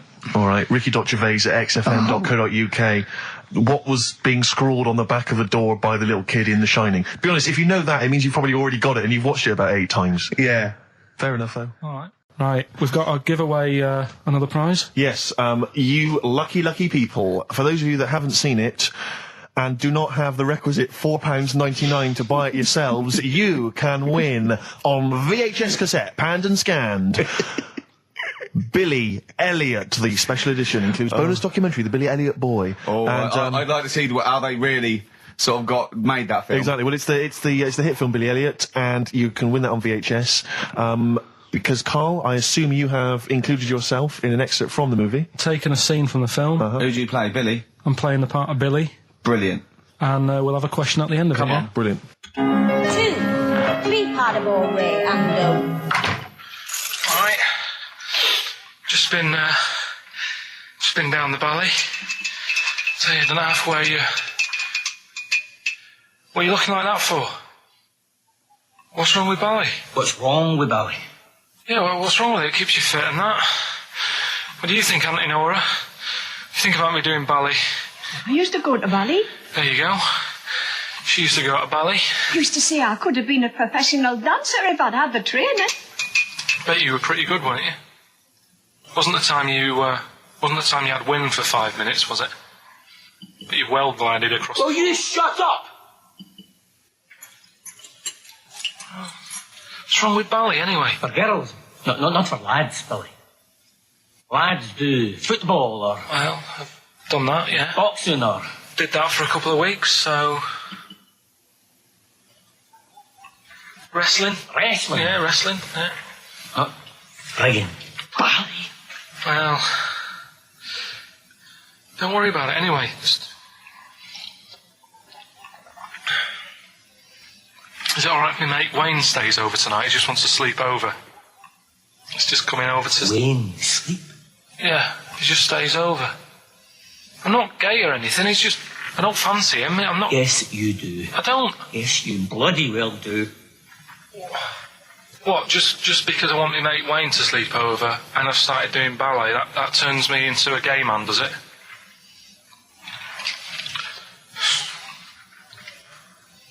You haven't seen my Village People album lying around? You're asking for a hiding. Just joking, just having a laugh. Just didn't mean... I've had enough in here, I'm going out. No, from now on you stay here, you look after your nana. Got it? Yeah. Yeah. Alright. Well, there it is. What's the question? Powerful. I'd like to know what was the name of the actor that Karl was taking the role of. Does that make sense? That's not grammatically quite right, but anyway, fine. Who was the young lad that Karl was taking the place of there? Name of the actor, not the character. And just email in ricky.gervais@xfm.co.uk. You can win yourself. You gotta be fast. You can win yourself a VHS edition of Billy Elliot worth £4.99 price. I'm going to leave the sticker on, which has actually got the price on. Brilliant. I'll leave that on so you know just what you've got in you. Which film are you doing this week? Looking at Silence of the Lambs. Right, play it. Just play it. Have we got a question? No, who cares? Who cares? Should Karl carry on? Play it. Right, Silence of the Lambs. The bit where Jodie Foster is having a chat. Good evening, Clarice. Alright. Just thought I'd come and see you. How very thoughtful. Don't mind me popping in though, do you? It's just no one else is interested in the sort of things I like talking about. People will say we're in love. Well, say what they want. Did you hear the show last week? We were talking about gay people, if they should have their own toilets or not and stuff. That was good. Yeah, it's alright, wasn't it? Got a good debate going. Enjoy doing the show. It's a favourite part of my week, really, just talking about weird stuff and that. Oh, Clarice, your problem is you need to get more fun out of life. I have a lot of fun in my life. You know, come and see you. And spend a lot of time on the internet looking up weird stuff. Reading something about a hairy Chinese kid. There's another thing, there's a fella who, no arms and legs, is known as a pillar man. Everything you need to find him is right there in those pages. Bizarre magazine. Yeah, I get this. The hairy Chinese kid, what annoys me is he could sort it out. He could just have a shave, couldn't he? Do you know what I mean? No, he cuts. Does he? Well, use some like EMAC stuff. Yeah, don't be getting funny with me, just because you're in a bit of a mood, right? You know you shouldn't eat people. Your eyes are bigger than your belly, I've always said that, so... I'll see you later. Interesting. Atmospheric. Moody, and the question is, okay, here I have it. This: how many films have been made featuring the character Hannibal Lecter? How many films? They haven't got time to phone in now, have they? No, they can email in. They'll have time. Do you care? I don't care. No, exactly. Ricky.gervais@xfm.co.uk if you can be bothered. If you're interested in what, and you want a £4.99 copy on VHS of Silence of the Lambs. He's dissing that as well, Karl. Wasn't it that? Bit annoying, but that's it for this week. But remember what happened when... No, it's not. It's 9 minutes to 3. How can that... Tell him, Steve. No. How can that be it? It's 9 minutes to 3. What's he doing? Is he playing a record? Karl, what can I do to get back on your quiz team? You're not. Right. Songbird Oasis, right. Send Karl a little present. Send him some essential oils or something, or, a little lavender pillow, or just a little message. Send him a little message. Tell him it's all worth it. He's getting all grumpy, aren't you? I just get sick of it, that's all. It's not worth going through the stress for 30 quid every Saturday. You lying little... You'd get more than 30 quid. Oh, not much more. Anyway, Steve, who's the winner? The winner is Mike McNulty. He correctly answered the fact that there were 4 films featuring Hannibal Lecter. There's a downer now, isn't there? There's a downer. I think it was you, actually. I mean, I don't know, Carl. It's not like I'm just trying to win myself a place on your team, but I actually felt that Ricky was really I gave him grapes. I thought Ricky was discourteous, if that's a word. I thought he was rude, aggressive, unpleasant. As one person emailed in, a dickhead. So, someone also said you were fat and talentless. I don't like those emailers who do that sort of thing, but one of them said you were really, really annoying. Well, cheers for that, but you're still not on the team. They didn't like what you were wearing. So, back next week. What did he say? He went, cheers for that. Right, come on then, Carl. Right, so the film is Kes. You got to listen to it properly. At the end, there'll be a question about what's happened in there, so you got to listen, take it all in. I love the fact that in pole position, in positions 1 and 2 of his favourite films of all time, it's The Elephant Man and Kes. Yeah. That's brilliant. Yeah. Go on. All right. Am I leaving the mics open a bit when this is going out? Yeah, or what? let's have a listen. Yeah? All right. So don't talk then, right? Just put that hot dog down, Rick. And this is the bit in Kes where it's the teacher and he gets up and he has to Glover. talk. What's his name? Is it Brian Glover? No, it's What's the other teacher. The other one. Anyway. All right, go on. All right, so here we go. Things that had actually happened. I've got another one. What about you, Casper? Casper! All right. All right? All right. You haven't been listening to a word I've said, have you? Yeah, I heard some of it. Yeah, you. Some of it? Just stand up. Always somebody, isn't there? Right, now you're going to tell us a story about yourself. what sort of story? I want you to think of an incident that's happened to you sometime in the past that is true and that you think will interest the rest of the class. All right? All right. What about I work on a radio show at the weekend. What are you going to tell us about it? I'll just do. It's 2 hours, and it's with Ricky Gervais and Stephen Merchant, and just sort of play music and tell stories and stuff. What kind of stories? Well, whatever. Like last week, it was science. We were talking about this lad who was growing a knob on his arm. So it's weird. It's tricky, sir, because like with Ricky, he gets bored quick and he won't listen to the stories, and he'll start squeezing my head. All right. I'm not interested in what he does. That isn't normal, is it, sir? That. I mean, it sure is a bit gay. Is he? Just messes about, though. Do you know what I mean? I try and like come up with good stuff, like monkey news and like quizzes and stuff, but then he'll just, Ricky will just mess about. I mean, on Saturday he did it again. He squoze me head. How do you spell that? Squoze. S-Q... Oh, you're going to show us off the wall. This is a new word to me. Squoze is S-Q-U-O-Z-E. Now tell us what it is. It's when he gets me head and he puts one hand on the back of it, right?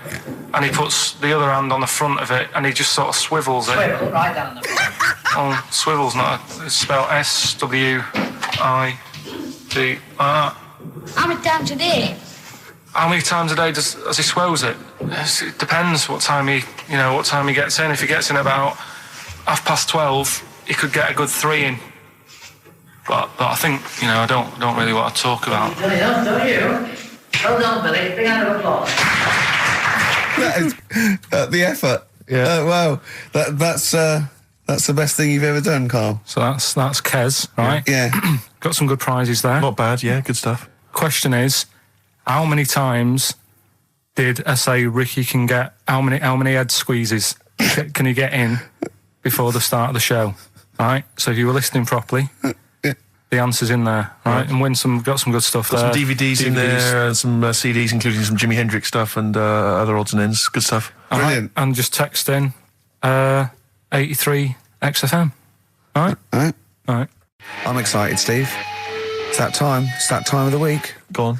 Well, Carl's in a little film. Oh, that's what you're excited about? Yeah. Sorry, I thought you meant the show's almost over. Yeah, no. Come on in, Carl. Right, so, yeah, I'm in One Flew Over the Cuckoo's Nest. Yeah. Took a scene from it. Yeah. Got to listen carefully in that. At the end, there'll be a question on, like, the clip that you've just heard. It's sort of like what they do in the Krypton Factor and stuff. So do you want to read out the prizes? Or just yeah, little these little things. It's a couple of rock and roll albums. We got the... Why is it called One Flew Over the Cuckoo's Nest? I can't remember. I think it's explained in the book, but I don't remember. I haven't read it for many years. If someone knows, just a quick email to do. I'd like to know that. ricky.gervais@xfm.co.uk. You can win yourself, if you get the question right, the League of Gentlemen Series 3. We got that Rock and Roll Legends again, the Best of Blondie, a Nature Programme, and the Old Grey Whistle Test, Volume 3. So if you're over 50, you'll enjoy that. Yeah. And just, if you haven't seen the film, it's just about, like a... What would you call it? Well, it's a guy who thinks he's going to get away with prison by going into a mental institution. It was a new experiment, but he finds out he can't get out and he's sort of trapped. And well, people know it. Everyone knows what. Just play it. I saw it last week, so just play it. All right. Well, you know, I've been observing you here now for the last 4 weeks, and I don't see any evidence of mental illness at all. Yeah, no, I'm not mental. I never said I was. I mean, all right, I got an E in history, but that isn't why I'm in here. I'm in here because I had to get away from the outside world. It was doing me head in. I've been working too hard. I'm stressed out. I've been working like loads of hours Monday to Friday. I've been working on a Saturday with Ricky and Steve. Right, that's been doing me head in. People think that's a laugh when it isn't. You're right? busy right now, are you? You got something to do right now? See, this is why I'm here today, Doctor, because he's doing me head in. What do you mean, sir? Well, he's doing me head in. I came here to get away from Ricky. He is just as bad. I'm smarter than him, ain't I? No, you're an idiot, right? You're just... we're just good friends. No, we're not friends. And if you were a friend, you wouldn't be doing that to me, Ed. How do you mean that? Well, don't ask... Come on, I'll show you. Yes, Look what you've done. Get him out of here. Get him off me! Get off! Now, let me just hold it right there. All right. You get off! Doctor, will you tell him? McMurphy, don't hurt you, does it? Of course it does. That's it. Now, hold on to it. Not too hard. You'll crush all the air out of it. You normally do... Get off! He normally does it harder than that. No, just warming up. Warm it up. Well, somebody else. All right, baby.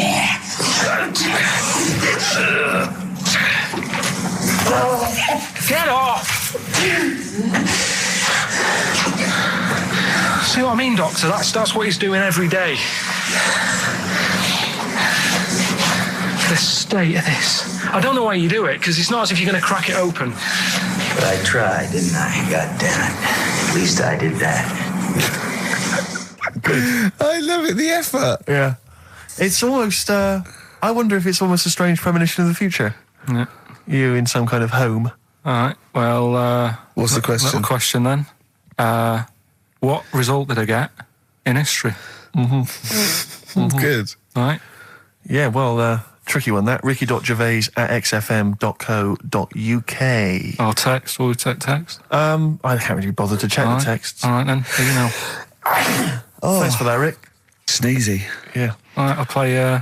Prentice Brothers, yeah, it's a lovely tune from their album, what's it called? Yours, Mine and Ours. Blinded by the Stars. Right, redeem yourself. Have you got the film thing you're in? Right, yeah, I'm in a film. It's Pulp Fiction this week. Right. Right. Changed it a little bit, tweaked the storyline a little bit. Okay.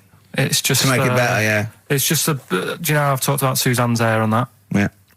About when she got it cut, didn't like it and that. Yeah. So it's sort of about that. Listen to it, there'll be a question at the end. You can win some good stuff. Yeah, well... Right. So, and this is the scene where they're in the restaurant, do you know, when they're about to do the robbery? Yeah, right. So it's not a restaurant, I've changed that, it's the barbers. Right. All right? Okay. All right. God. There you go, then. Is there going to be a question after this? Yeah. Okay. All right. Girlfriend came in here earlier. Had a haircut, I'm not happy with it. Look at the state of that. Well, don't laugh. Yeah? I mean, I don't want to cause any fuss, but just Just want you to sort it out. Afraid I can't do that. Well, you can do that because it looks a mess. Look, my friend, this is just where you and I differ. Well, you've got to do something because look at it. When she came through the front door at home, I thought Dave Hill out Slade had walked in. Funny, I was thinking the same thing. Look, I don't want to cause any problems or anything. She hasn't even seen it properly yet. She sort of had it cut and came straight home and didn't look at it. Suzanne, just look in that mirror. Look what they've done to your head. God damn it, what is it? Suzanne! No! We're not going to do anything stupid, are we? I'm the manager here. There's no problem. What do you mean it's not a problem? Look at the state of her hair. Be calm, cooperate, and this will all be over in a minute. I want to go home. No, we're not going anywhere until they've sorted your hair out. I'm not walking home with you with your hair like that. It's embarrassing. So let's just get it. You die. No, forget having it dyed. Just get it cut. Colour's not a problem. Just sort it out. Just get rid of. Let's see what we can do. Right. Good. Look at it. Look at the state of it. I'm trying real hard. Suzanne, just keep your head still there so you can... Just hang in there, baby. You're doing great. I'm proud of you. Just sort that bit out there. Just cut that.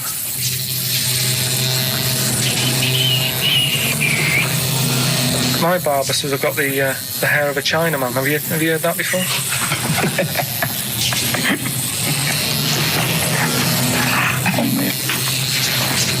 What?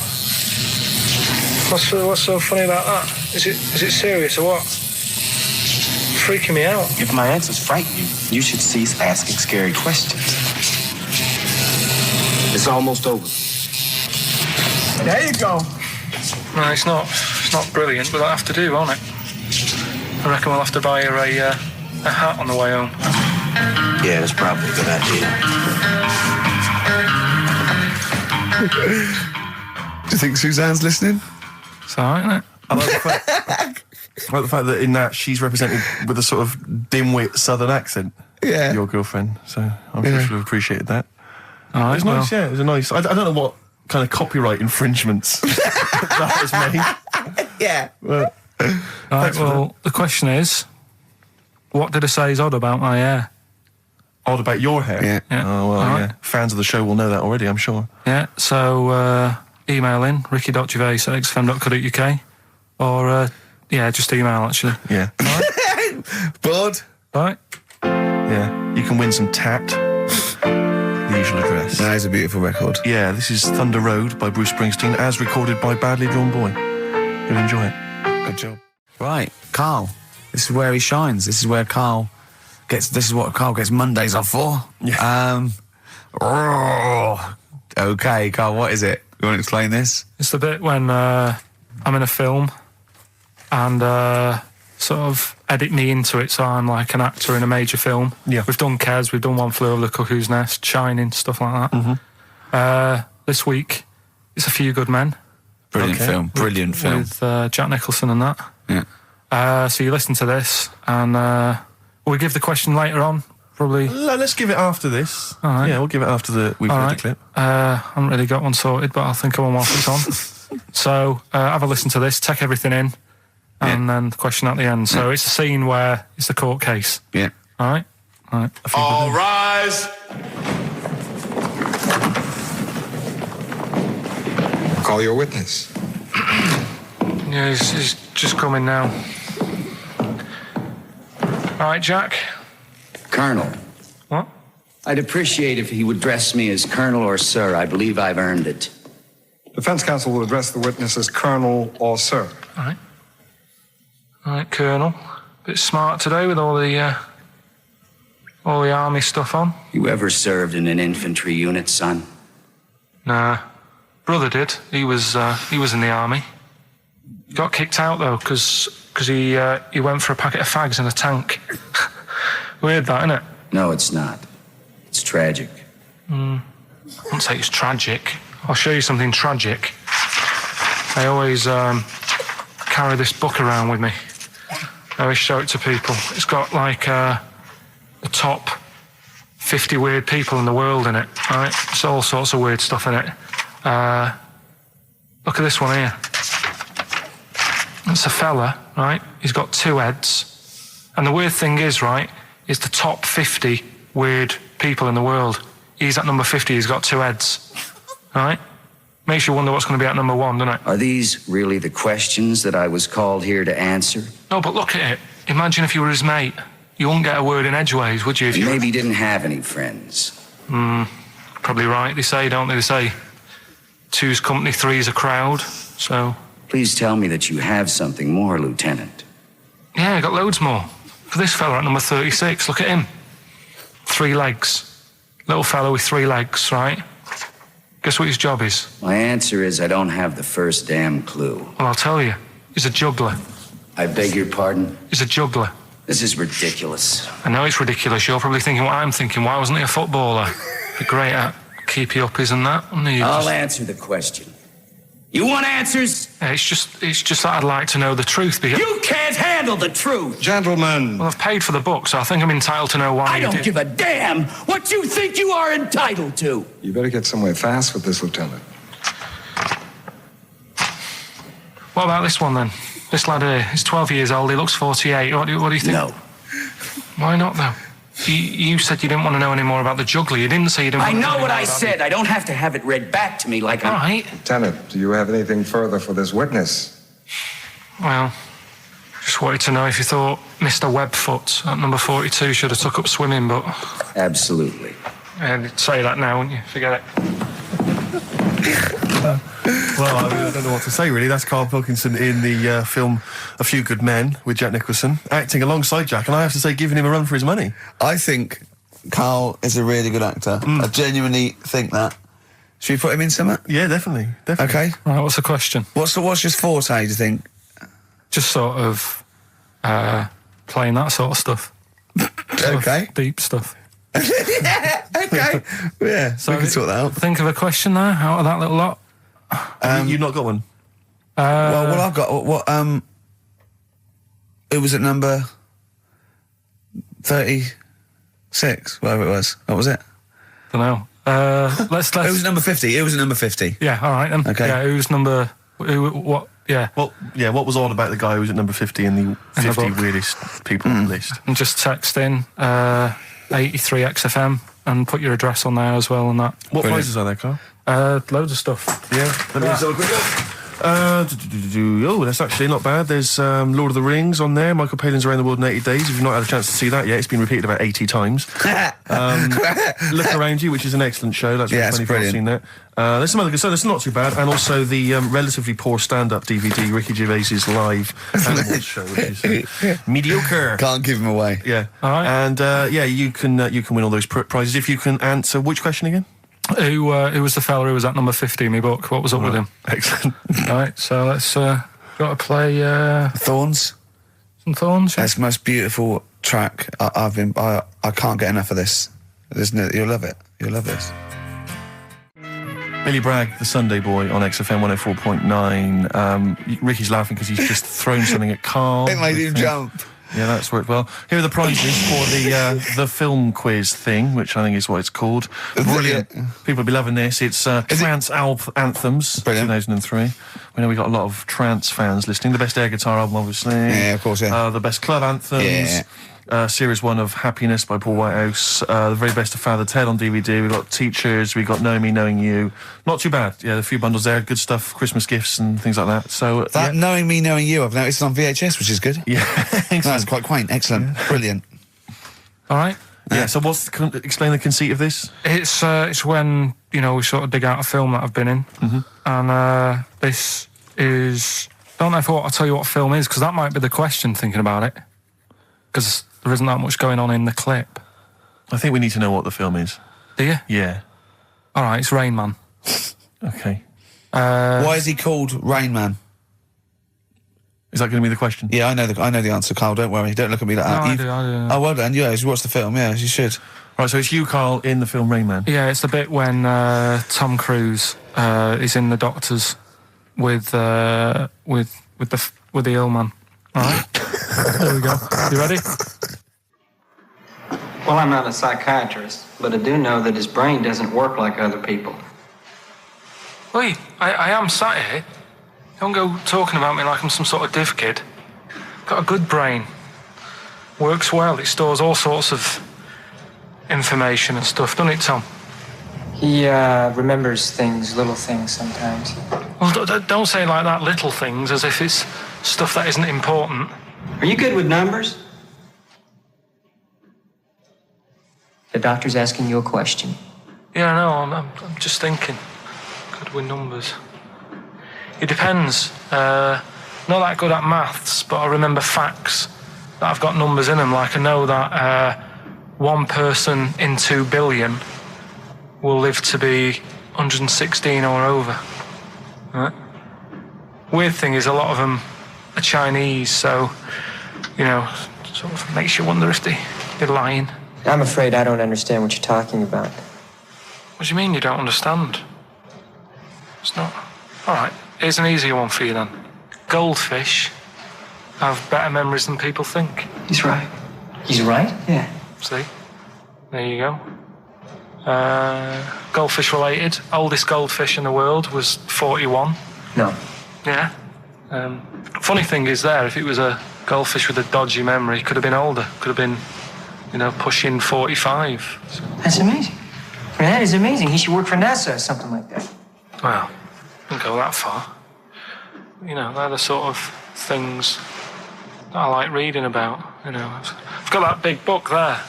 It's full of sort Did you of... read all this? Yeah, don't... You read all these stories that are in this book. Don't bother touching it. Maybe you better put it back. Give it back. Go. Okay, no, Ray, take it easy. I'm not gonna... I won't touch anything else, Ray. Just... Come out. It's okay, Ray. It's okay. Come on. Can I ask you something else, Raymond? No. Well, you've annoyed me now. You've kept coming here saying I'm daft and that and messing with my book. Just go, will you? Excuse me. Were they messing with your big book of freaky facts? Yeah, that's out of order. Good. Right. So what's the question? Why is he called Rain Man? Yeah? Yeah? Everyone happy with that question? Yeah? Yeah. Okay, ricky.gervais@xfm.co.uk. Why is he called Rain Man? Right? Yeah. XFM. Right, okay, are you in a film this week, Carl? We're doing that now? Yeah, go on. Get it over with. Hang on a minute then. Get it over with. Let's get this show over with. We can go home. You can go off to Lanzarote and sit on some ash. Some charcoal. He's not happy about that. That's annoyed him. The listeners have all ganged up on him. Yeah. XFM giving him 2 CDs. We've had more calls for his resignation this week than ever before. What do you think of that, Carl? What do you mean? There's another reason. Do you know what I mean, though? Because he's grumpy. He's not just giving it. He goes, well, I can't help it, can I? I don't want it. You're being paid well to do a job. People have tuned in to be entertained, to have good songs. Me and Steve are working here. I'm pressing the buttons. I'm paid to press the buttons. That's what I'm doing. Has every CD started on time? Then Yeah. why would they give you Monday off if you just paid to press the buttons? Don't get every other Monday off, do I? So have you stopped doing that now, have you? Well, yeah. Why? Because there's work to do in that. I'm not moaning about it. Let's get on with it. Right, Scrooge, right, is the film that I'm in. Thought I'd do a Christmassy one. Okay. Right? Yeah. So get people in the Christmas mood and that. Yeah, you have got people in the Christmas mood. You're like Santa visiting them. Right. So... It's you in the film Scrooge. Yeah. Which Yes. version of Scrooge? The old one. Is it if it's just you moaning with bells, I'll be annoyed. Right, go That on is then. essentially Scrooge. Yeah. Right, Scrooge, listen to this and then there's some question at the end. All right. And you can win some stuff and that. Yeah. All right. Yeah.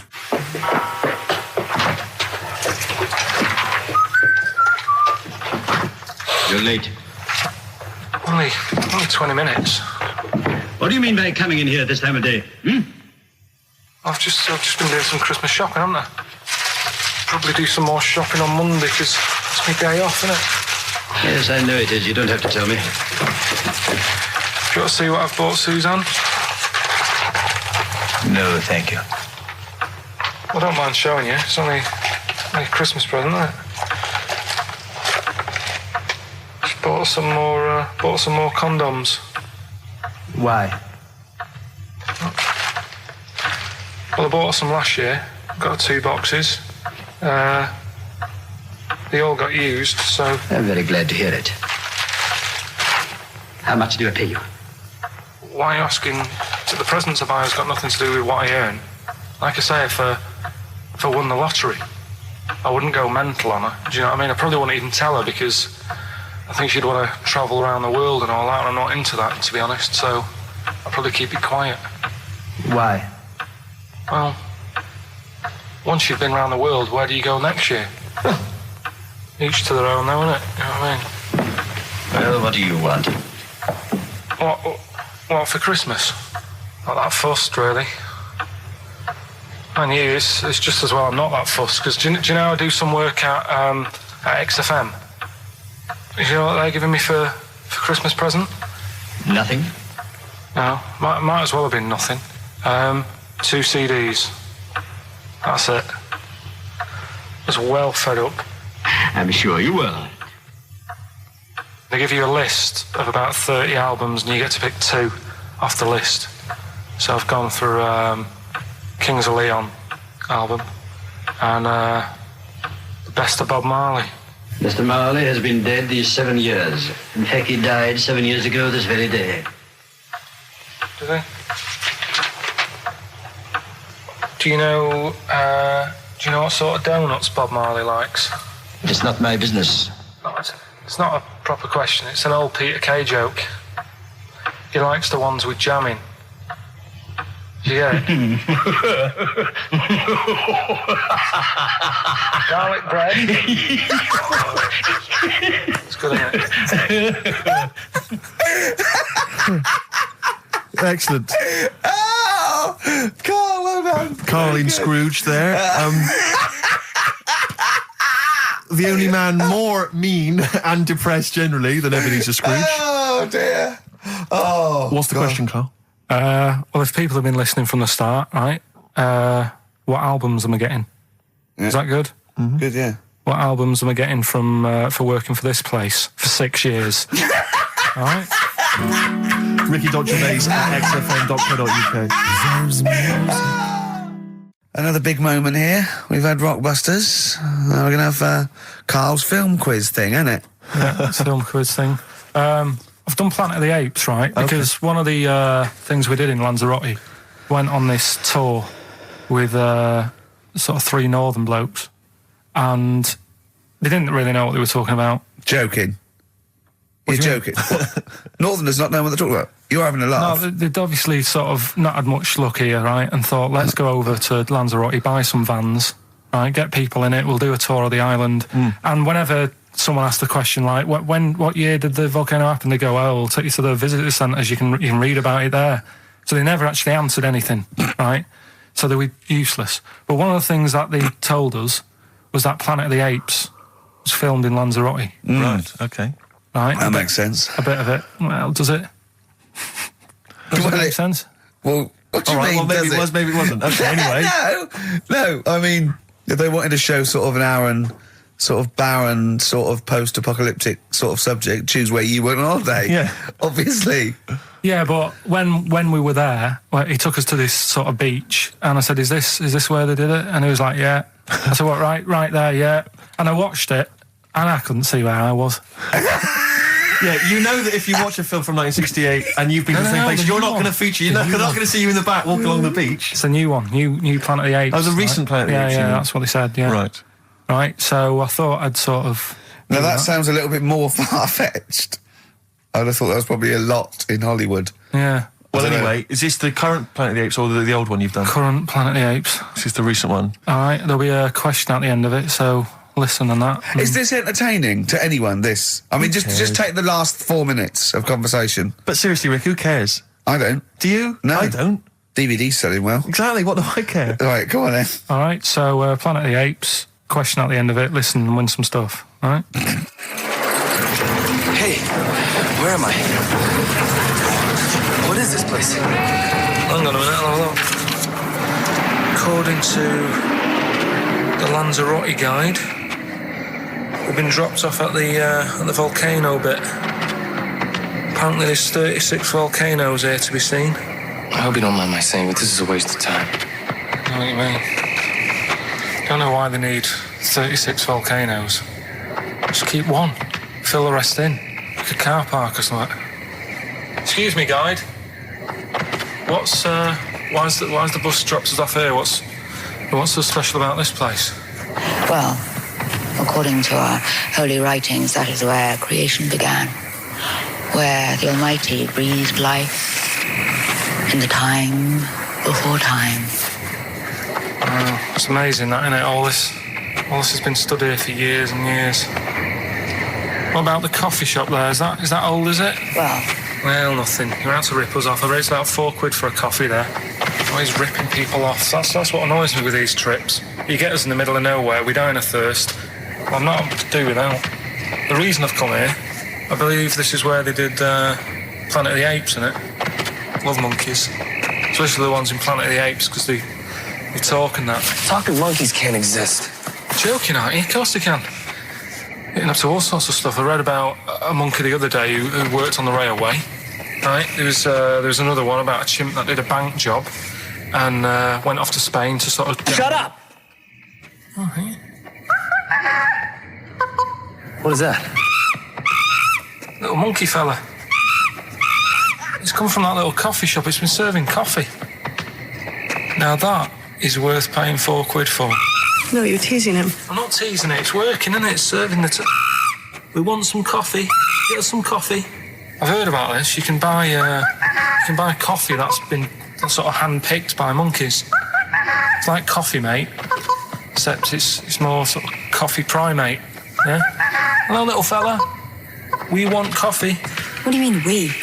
You're going to have a coffee, aren't you? What else are you going to do? Go and look at another 35 volcanoes? I'm staying here. I'm having a monkey coffee. It's brilliant. You find this amusing? Jesus, it's a talking monkey.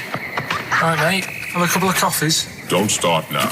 We're off duty. I'm starving. What do you mean you're off duty? Have you bananas later? Just get us a couple of...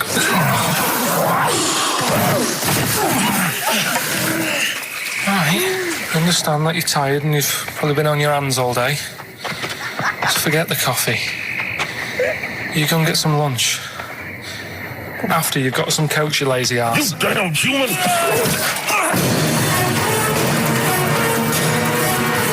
Powerful. Lovely. Excellent. So, what's the question? If you've been listening to the whole show, how many volcanoes do I think's on the island of Lanzarote? Okay. Yeah. I might have it wrong, what I've been saying, but it's roughly around that. Yeah, so what have you been saying? Yeah. Yeah. All Brilliant. right. Ricky.Gervais at xfm.co.uk. You're more likely to win the prize if you leave your address on the email. Yeah. Because otherwise we can't really be bothered to phone people or email them back. So, Good point. Put your address on there and you could win some crap. In a jiffy bag. And it's Ricky Gervais, Steve Merchant, Karl Pilkington hosting the final show. Exciting. Which means the last film quiz. Karl puts himself in a film. Claire's on next week, by the way, and then Adam and Joe. Sturgis, Adam and Joe, brilliant. Adam and Joe coming back. So that's Excellent. They're excellent. Right. Matt Lucas said he'd do a show. Give him a call, and maybe him and Dave Williams. Yeah, might big do things that. with the Might do that. Yeah, very good, wasn't it? Yeah, it'd be all right. Yeah. Right, the film thing. This is when we get like a film, and I'm in it. Right. So I'm doing. We talked, a bit about gay fellas and that today. Yeah. So we're doing When Harry Met Barry. Okay. All right. Yeah. And listen to this, and then there'll be a question at the end, and you can win some more stuff. We've got DVDs. Some more shite. Some more good CDs and DVDs and that. All right, let's hear it. So When Harry Met Barry. All right. We've got 18 hours to kill before we hit New York. Oh, yeah. Brought a few books just to kill a bit of time on the journey. When I buy a new book, I always read the last page first. That way, in case I die before I finish, I know how it ends. I read a book like that once. Not on purpose, though. It's just that all the chapters have been put in the wrong order, so it's a bit annoying. Got to chapter 1 before I realised. Are you finished now? Yeah, I bought another copy of it and read it in Lanzarote. It was all right. Good read. Listen, we're only staying in New York for a couple of days, aren't we? Because the place does me head in a bit. Oh, really? Yeah, it stinks, doesn't it? It's a really dirty city. It's noisy. It's funny, the people who live there call it the city that never sleeps. I'm not surprised with all the noise. I couldn't agree more. Listen, I know you're gay in that, right? what is the attraction with New York for you lot? What? Because it is like the gay capital, isn't it? They all love it. Even that Rod Stewart song, that Killing of Georgie, that was set in New York, wasn't it?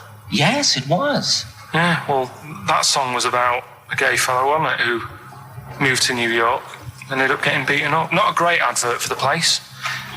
You keep going there. Weird. Actually, I know why you like it. It's because it's a city that never sleeps, isn't it? You lot like going out late. You sort of run your life at a different timetable to everyone else. Are you finished now? No, I'm not being funny. I'm just saying. Just don't think you should live your life like that. Why not? Don't start getting angry. I think I'm entitled to throw a little anger your way. Especially when I'm being told how to live my life. Yeah, you're right. It is your life. And that's what I'm saying. Don't be dragging me into it. What? Well, you know I'm not gay, so why did you buy me a butt plug for my birthday? I'm not going to use it. What do you want me to do about it? I take it back, okay? I take it back. Right. Want to spend the night in a motel? No. Why not? Because you're gay and I'm straight, that's why. Why aren't you seeing anyone? Well, I'm seeing Suzanne again. We only split up for a few weeks when she had that funny haircut that made her look like David out of Slade. It's grown again now. She looked weird, didn't she? Well, but forget that. Anyway, don't want to share a bed with you again, not after last time. Oh, geez, what are we supposed to do? This isn't normal, mate. Pull over, forget it. All right. Forget Don't it. you... I don't want to talk about it. How was that pull over. Just pull over here. Fine, but let's just... That's nothing. I'll get a B&B. And by that, I mean bed and breakfast. Not bull and bollocks, as you call it, Yeah, right? one thing straight. Not interested. See ya. Oh dear. Excellent. Oh, little Karl Pilkington. When Harry Met Barry, it's a classic film. What's the What song was I talking about? That, you know. Yeah, we like know. New York What song? and stuff. Yeah, we got song, yeah. Okay, Artist will do, or the song title, whatever. Yeah, okay. Email only ricky.gervais@xfm.co.uk. We can squeeze in a tune, and then I hope the Monkey final News. Monkey News. Oh, what tune have we got? How long is it? 3 minutes. It's a nice one, though. Brilliant. Bit of Amy Man. Fantastic. 104.9 XFM. You all right? This is Karl, producer of Ricky Gervais and Steve Merchant. They're not about today. Ricky's on holiday. Steve couldn't be bothered. So I'm left here with all the DATs. That's a digital audio tape of all the shows they've done since they've been here over the last, I don't know, year and a half or something. So we'll play you some of the best bits. All right, so here's the first bit. Here's a problem that someone's emailed in. We're taking emails today. If you've got a problem, a concern, or, you know, just a general query that you think Karl could answer for you. It could be about anything. It could be about some of the big kind of philosophical questions. Yeah. It could be something to do with war or famine, anything like that. Or it could just be a personal dilemma, you know, something that's happening locally. Anyway, this seems one that I think you and your father have probably come across this sort of dilemma in the past. Yeah. And I'd be interested to know what your take is on it. Let me see. This is from Lee Matthews by the look of it. He says, he lives in a suburban area where the local teenagers also live on the same road, and they're running riot. They're smashing wing mirrors off the cars. They're crashing into parked cars on their skateboards. And they're just generally making mayhem, you know, night and day. What can he do to stop this going on? The parents of the kids don't seem to give a damn. Anyone who complains to them, they just say, "Oh, piss off." You know, the police are useless because they never catch them in the actual act of violence, which is what they got to do to apparently convict them. So they don't know who to turn to, really. It's rather like when a little old lady went and got the A-team, you know. It's you know, and he was dressed as an elderly Chinaman. Exactly. She knew who he was. Colonel Decker didn't have a clue. Yeah. You see, it's weird because now it has got out of hand. Sure. Do you know what I mean? Like years ago when I was growing up on the estate, yeah, you had problems, but not like you have now. Do you know what I mean? You know, summers were nice as well, weren't they? Well, right. And police are getting shorter and younger. But you yourself kind of admitted in the past that you were something of a tearaway. You didn't do anything like these kids here. The thing is, I was scared that if I got caught doing it, my dad would go mad. Yes. And I remember smashing a car window by accident and legging it in the lounge and sort of pretending to go asleep on the settee. Right? Genius. And I heard a knock at the door. He chloroformed himself just to be unconscious when his dad came home. And there was a knock on the door, and I thought, oh God, this is a fella who saw me. I was chucking a stone in the air, seeing how high I could throw it. Of course you were. Did it keep landing on your head? That would explain a lot. And it came down. Chucking a stone in the air, love it. To see how far I could throw brilliant. It. So, you know, I wasn't bothering anyone. Did you invent that game? Right? Did you get the stone for your birthday? Go and play with your stone. He gave one to Suzanne. Carl, go and play with your stone. The thing is, right, and it came down at a funny angle, and Of course it did. It ate the back of this car, and the back window is the most expensive because it has that heating thing in it. Yeah. In case you got a frosty window. Yeah. So I thought, oh god. So I legged it in, got on the settee, went to sleep, knocked out the door. Genius. It's a brilliant plan. It's a brilliant plan. I couldn't be guilty. I'm asleep. So I love the idea. So the thing is, our lounge used to sort of you could see in from the door, right? So this family who saw me do it saw me asleep on the settee, and my mum said, "Go and get the door." And I sort of went, "Oh," as if I'd been asleep. Yeah. I went to the door, like rubbing my eyes, and the fella said, "What did you run off for? I saw you." I was like, "Oh no." And I didn't see my dad. I went out. It was when he was working sort of evenings. So I went out so I didn't have to see my dad. And then the next day I came home from school, and my dad said, 45 quid. Ooh. That's all he said. That's all when he he said. looked at me. And then you fell asleep when he went, wake up. You know what I said? No, 45 quid. Now the thing Carl. is, he didn't have to do anything. £45, Carl. Now, I know you were saving up for a brick, but you can't have it. Yeah. Just equally, if you're doing a bigger crime, a bank job or a murder. Remember to take the stocking off your head, because if they wake you up and go, why have you got a stocking on your head? Just go, oh, I had a weird dream. Right. What are they again? Is the tip included? Yeah, go on, that one. Right. In Turkey...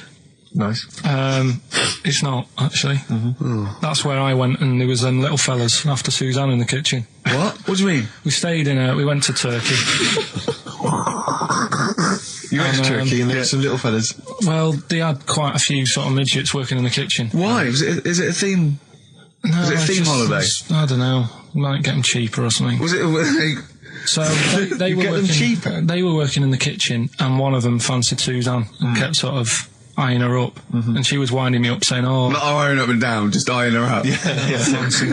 Anyway, no. So what was she doing in the kitchen? No, it's like a pick what you want to eat type buffet, but you have people clearing the tables and that ready for you to come along. Are they low tables? And he was just keeping an eye on her. What did he say though?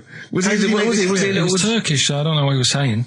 But he was a little fella, yeah. Did he? What do you mean a little fella? What do you mean little fella? Sort of dwarf-like.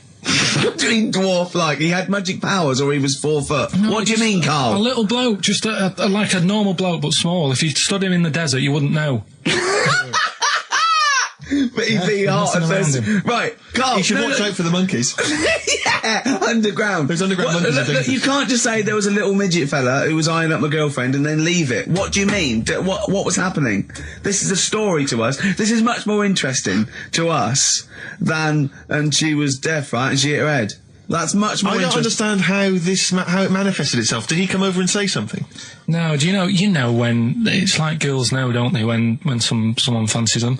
What do you mean there was lots of them as well? Do they? That's worth knowing. Listen, right, come on, right. So you went to this holiday, yeah? Yeah. And you went into the dining room or something? Yeah, downstairs. And you looked over. You thought, there's no one serving. Yeah, and they go, wait a minute. Hold on, you looked down and there was a little waiter. There was loads of them running around busy.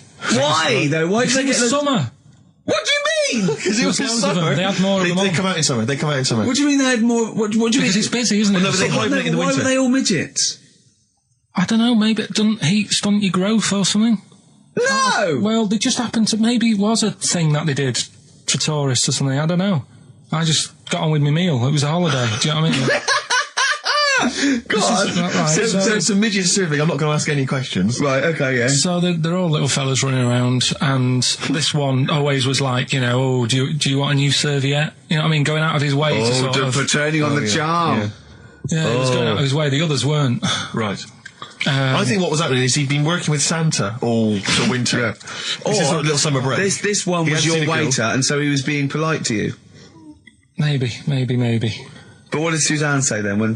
She was using it to wind me up. What was she saying? Just like, look. He may be small, but he's built like a... Yeah, he's all man. So... Were you jealous of a midget then? You were jealous of him? It is a bit annoying, isn't it? Why? It wouldn't bother me as much now, because I've been with her for ages. Right. But at the time, that might have been one of our first holidays, and it's like... You don't want to be what's going on? I paid for this holiday. Yeah.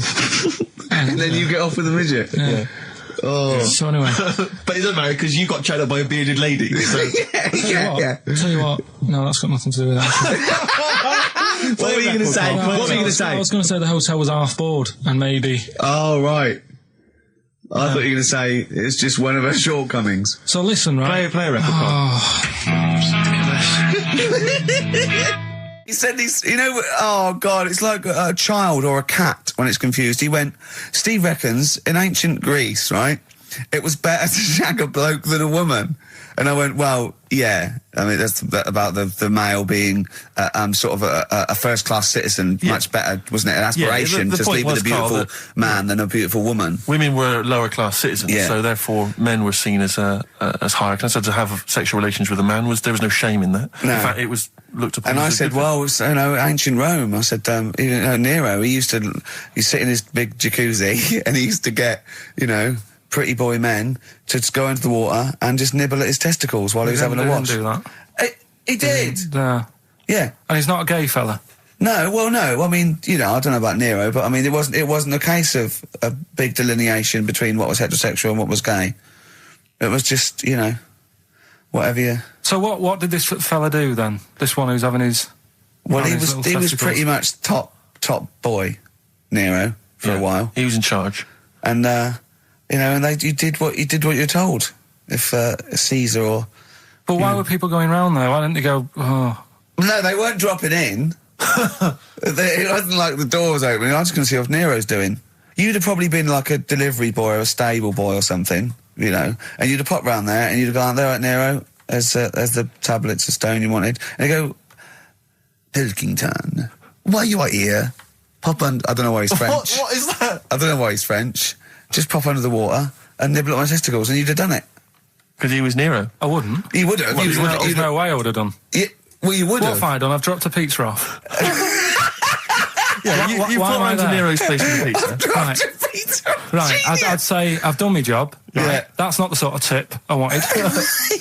No, he'd have said, get the little baldy chap to nibble at my testicles, and you'd have been under the water. I wouldn't have done it. No, well, you would have put me head under the water. Right. I wouldn't have done it. Can I just say this, Steve? Not only would you be nibbling at his testicles, you'd have been going mad. You'd have been noshing him just for extra. You'd have been doing everything he wanted. You'd have been going, he'd have gone, I didn't ask you to do that. You'd have been going mental. They'd have been chewing, slurping, smacking, poking. You'd have chopped, you'd have gnawed his packet off. You'd think you were eating Walker's crisps. There'd be bubbles, there'd be flood. Oh, it would be horrible. Alright, this is Karl, the producer of Ricky Gervais and Stephen Merchant on XFM 104.9. We're playing out some of the best bits. Hope you're enjoying it. Here's another one.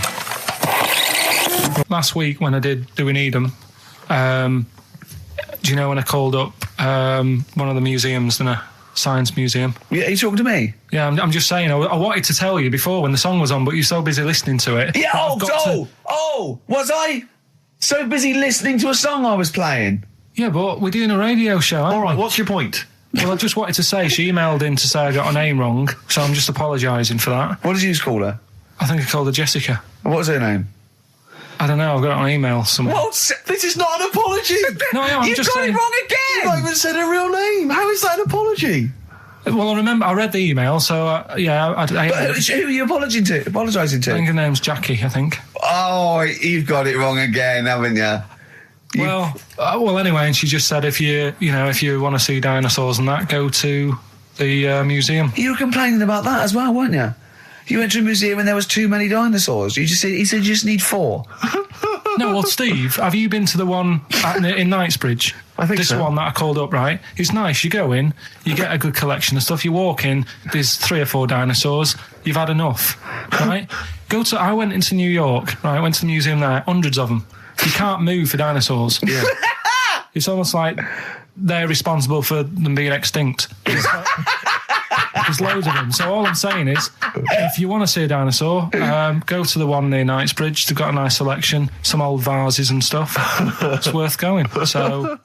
some people emailed in the songs with stories in it. One of them was Babushka, and he went, what's that? And I went, that's Katie Bush. I went, what is it? I said, it's about a woman who dresses up as another woman and seduces her husband. He went, they wouldn't work. Just dismissed it like that. Why do you think it would work? Because you'd know. I mean, say like, right, right, Suzanne, right, who I go out with, right? She can see me from, say, if I'm coming down the high street.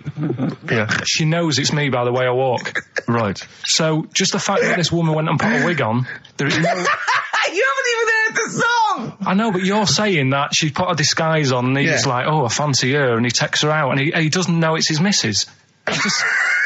You're not buying it. I mean, I'm controlling this. Whereas the flea with your brain going to Glasgow, perfect sense.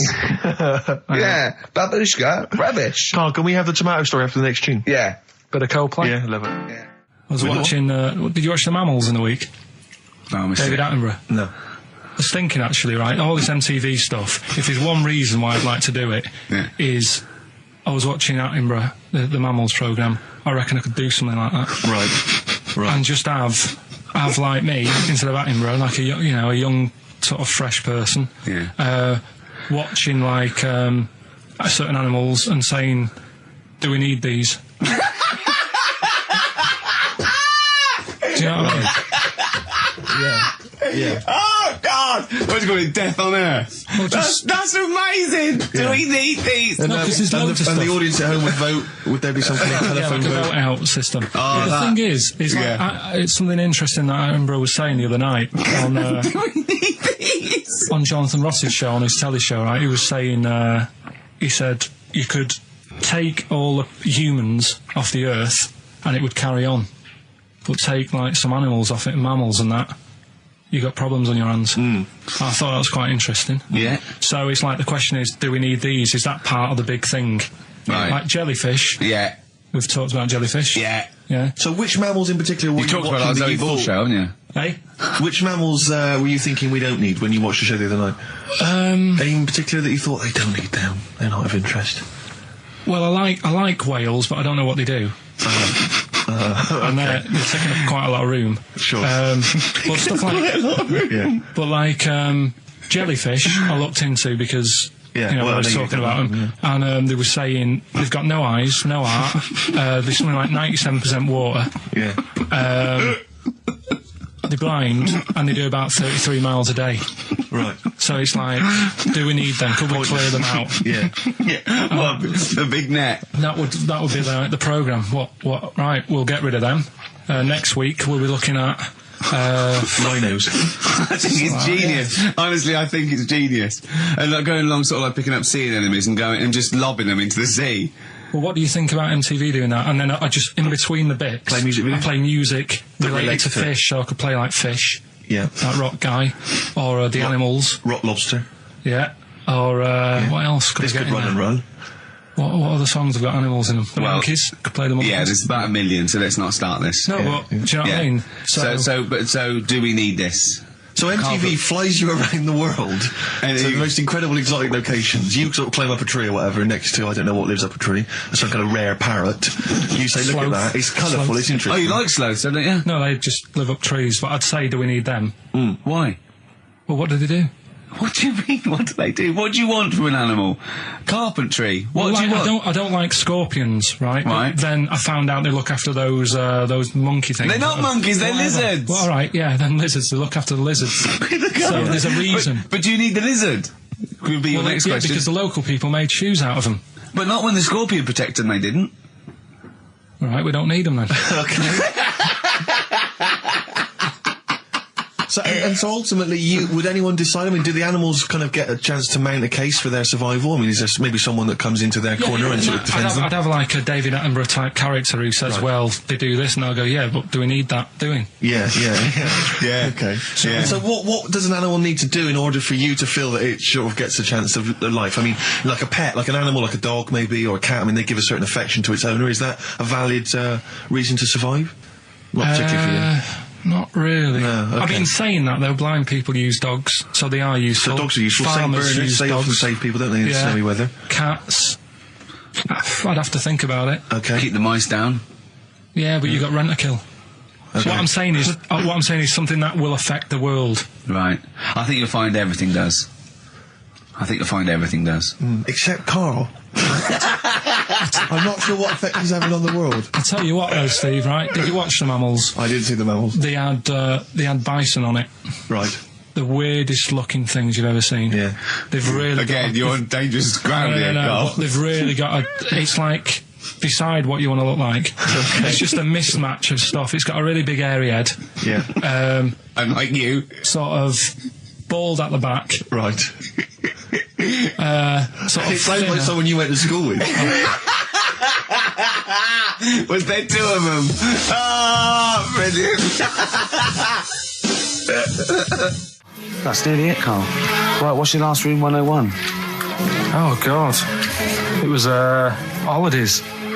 Holidays? Well, you want to put holidays in room 101? People who are sort of annoying on holiday. Oh, yeah. Do you know when you go away? Oh, yeah. It's sort of touched on this before. Is this going to be the Scouse guy? Yeah. Go on. Oh, it's so long now. I mean, it was a holiday when we went to Tunisia. And the Scouser pissed you off, surprise, surprise. Yeah. Yeah. But the annoying thing was, you know, when you go on it was a cheap holiday, and like the lesson here is, you know, if you want a good holiday, you got to like spend some money. Yeah. And we didn't on this one. We spent about, I don't know, 400 quid for two of us for like a month or something ridiculous. And we got there, and, you know, you get to the hotel and you go, we have made a mistake. You know, it's a ropey hotel. You know, you can tell like the blinds and stuff as you walk in, they're all dirty and stuff. And you think, well, let's make the most of it. You know, let's not get down about it. It's a holiday. It's for a rest. And you try and make the most of it. And we had to meet. Do you know, like you have one of those things where you get to your destination and the rep says, right, you know, go and unpack your bags and that. Go and sort yourself out in the room. And tomorrow morning we'll meet up at 10 o'clock. And I'll go through, you know, the best sort of place to go for camel rides and, you know, the best deals I can get you. That sort of thing. Can anyone here walk like an Egyptian? So she says, right, tomorrow morning, meet 10 o'clock in the discotheque. So we get up and we have breakfast, and it wasn't a good breakfast. The kitchen was, like, bit horrible. The food wasn't good, and it was run by sort of midgets. What do you mean it was run? Not there's anything wrong with that. There was little fellas running around, and the annoying thing was one of them sort of started to fancy my girlfriend. How did he manifest his affection for? No, you're not saying there's anything wrong with midgets, though, are you? Just saying it was strange. There was but even midgets shouldn't be cutting in on Karl Pilkington's territory. I know. But it's also that thing of, you know, they've got little fingers, and it's sort of ruined. I'm so sorry. No, I'm not.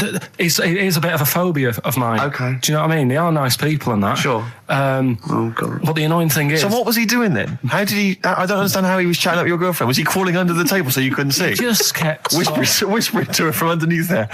Stop it. Just sort of, you know... Wait, I don't want to get a complaint on our last show. There's not many midgets. What's going to happen? Can we just finish this and start up again in a couple of months? Oh, yeah. So if you want to know more about the midget theme restaurant, then we'll talk you in 3 months. Yeah. It's just that's fair enough, actually. Oh, yeah, no, right, sorry Karl. about That's this. your producer's Listen, we'll see you in about a really, it's been a pleasure, truly, and thank you for everyone that wrote letters. Have you really? I've got you both a present, right? Oh. I got Ricky, do you know, like we've done fables and stuff? Right? Yeah. This is like Mr. Ben. Oh. This is brilliant. Yeah. Right, and it's like little fables that Mr. Ben goes on. Oh, fantastic. So I want you to learn something from that for when you come back. Okay, brilliant. That's lovely, I'll tell you Karl. one of the stories I read this morning. It's brilliant. In fact, when you've done with it, give it me. Yeah. Because I haven't finished reading that. Okay. Thank you, Karl. And for Steve, a little... chat-up lines. A little book of chat-up lines. That's fantastic. That's great, Well, we'll see you in 3 months. But carry on emailing Karl. Cherish Karl Pilkington. He sits in a little room by himself, so keep him in touch. And we'll see you in August. We're going to leave you with something that we all love. This is There Is a Light That Never Goes Out by the Smiths. Very apt, I think. Goodbye. See you later. You've been voting in all week, sending your emails. So here's the clips that you wanted. Right, Badly Drawn Boy, Born Again. Right, just get this Educating Ricky out of the way. So, Turkey, yeah. So what is this again? This is Educating Ricky, is the tip included. Right. Apparently a fellow was on holiday in Turkey. He's just having a normal holiday, weather's good, you know, he's having a good time. Weight is all normal height. Yeah. He's having his meal. hears a load of screaming going on in the kitchen. No. Has his girlfriend wandered in there? And they do, with a step ladder. They circumcise people in the kitchen, and apparently... What are you talking about? Whoa. Slow down. We were sidetracked there for a minute. What are you talking about? I'm excited about two things at once here. One, they circumcise people in the kitchen. Two, I guessed it was someone losing the end of their knob. You did, yeah. I started thinking like Karl Pilkington. Extraordinary. That is amazing. Apparently it was going on. It wasn't just a one-off either. Well, when I say a one-off, I mean they did it more than once. Yeah. Right? And there was... it was there for a week, and apparently the first night it was quiet, and then the rest of the week, every day, it'd be like having his breakfast, or even his lunch, or even his tea. Yeah. He'd be doing it all day. Oh. You'd be hearing lunch screams. and breakfast, fair enough, really. Yeah, circumcision at tea time. Don't do that. And apparently it's a tradition over there. You can't even make a complaint about it. It's like, well, you should have found out before you come over. See, I can't believe this is true. I'm a little I bit can't lost. believe this is He was true. in a restaurant, in a hotel, and there were people having circumcisions in the kitchen. Yeah. Is that right? I'm even worried that we're bordering on the racist here, suggesting that is tradition, that Turkish people cut the end of their cocks off in the kitchen. Yeah. At meal times. I think you're wrong, Karl. This sounds ludicrous, Karl. No, I don't think it happens everywhere. Right. I think this just in this hotel. Certain places. Certain hotels. Certain hotels. What is it, like 2-star? Yeah. Why did he go to the Foreskin Inn? It was his own fault, wasn't it? So that's... Sorry, that's it, is it? Have they closed? Sorry, no, wait. That's the story. You educated me, right? Once a fella saw some Turkish people cutting the tip of their knob off in the kitchen. Thanks very much. Thanks very much, Karl. Got any more? Well, there's things you can learn from it. Either don't go to Turkey. No! Don't have calamari when you're over there.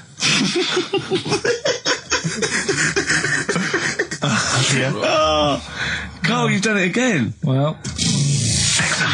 So we get onto conversations. Talking about, he's asking me stuff about evolution. Tell me that. Why did the giraffe? What's that rubbish about the giraffe getting a long neck? I said, well, it didn't try and get a long neck. It was selected because, Anyway, I went into evolution for him, and he said, but why would evolution do that? I went, well, you think that evolution didn't do anything? There's not this consciousness. There's not this will that a giraffe has to stretch its neck to reach the leaves. One had a long enough neck to survive and pass it. He was going, yeah, but why did evolution? This isn't. But by the way, this isn't the most stupid thing. This is warming up. This is about 8:45, right? He said, why didn't evolution make a giraffe good at carpentry so it could build a ladder? Right. Yeah. Okay. All right. Okay. So he's thinking around it. He's trying to pick holes in evolution. Yeah. We get on to, I said, well, things are, I said, we can see the speed of evolution in lower life forms like bacteria, viruses, they evolved. That's why, soon we won't have an antibiotic that can kill some certain bacterial strains. And he said, and this is about, 11:30, then I said, I'm going to bed, right? He said, in the future, they reckon that you'll be able to wake up and eat a yogurt you can have a chat with. I don't know what that means. Let's put a song on, right? And we'll come back to it. So you're going to explain that? Yeah. You've got an explanation? The Verve and Sonic on XFM 104.9.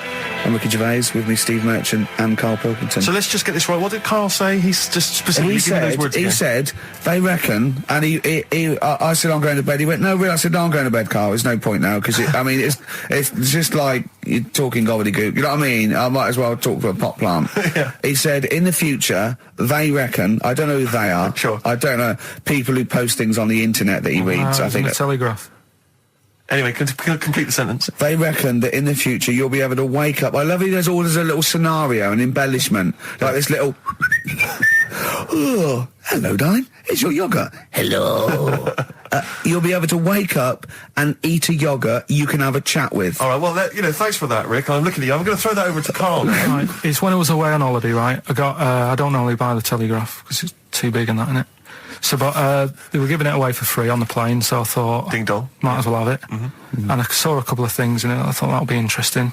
I saw this thing about the future, and it was talking about evolution and what have you, right, which I always find weird, because I always think that maybe we've sort of done it wrong anyway. Do you know what I mean? I sometimes think... By definition, evolution can't get things wrong. Things change, that it's not successful, it can't pass on its genetic material, but if you're around, it's working. If you're around, it's working. Slugs are as evolved as they need to be. Slugs are as evolved as you. And well, me. that's true enough. Yeah, no disrespect, but it works. It works. Sorry, they're around. What's your point, Carl? No, I mean, I think we probably would have been better off staying as a fish. Just because there's more water than land, isn't there? Right. And you wouldn't drown. This is why I went to bed. No, I can imagine. I'm thinking of dozing off now. No, but do you know what I mean? From, what was it? It was bacteria, it was fish, mermaid, man, onwards and what have you. So anyway... Oh God! No, there are a few knowledge gaps in your theory of evolution. You generally got it right though. So but I mean, basically, it went bacteria, fish, mermaid, man. What's next is the big question. So it was telling you all about this and what have you, and saying how like we shouldn't have interfered because maybe if we wouldn't have invented planes and what have you, maybe we'd be able to fly and what have you if we really needed to and stuff like that. Okay. So we've interfered with evolution, you see. Right.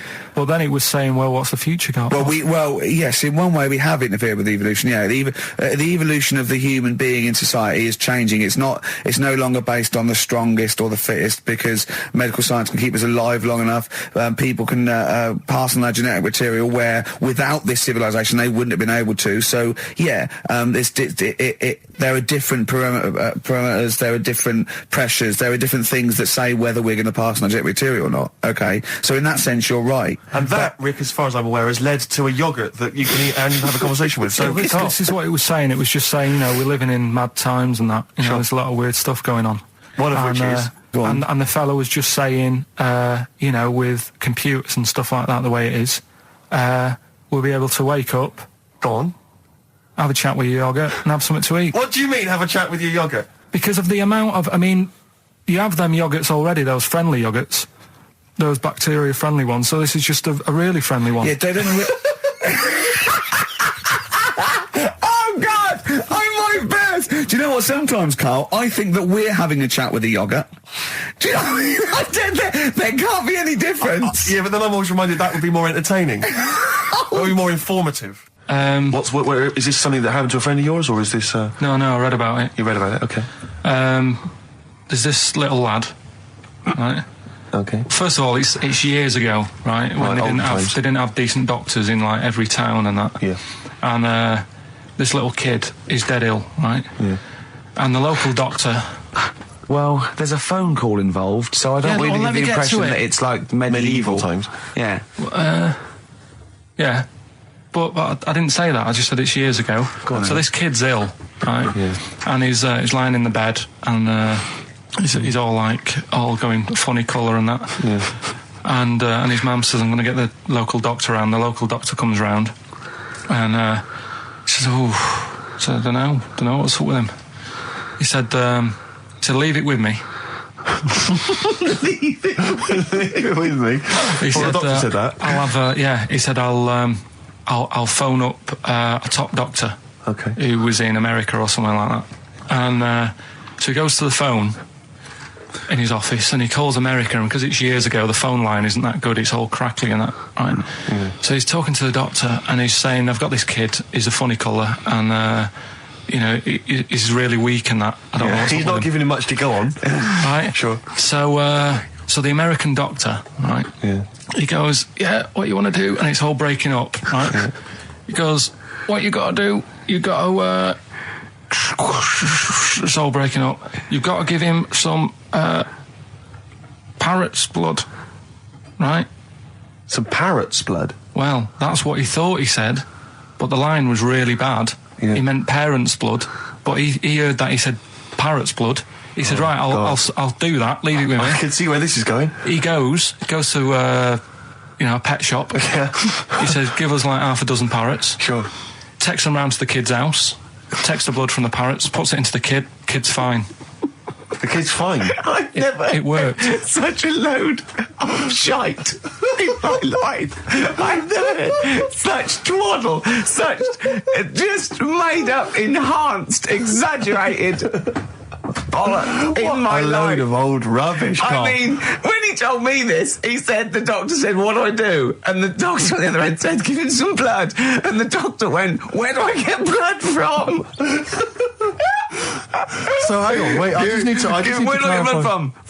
Give him some parents' blood. Give him some parents' blood. Give him some parents' blood.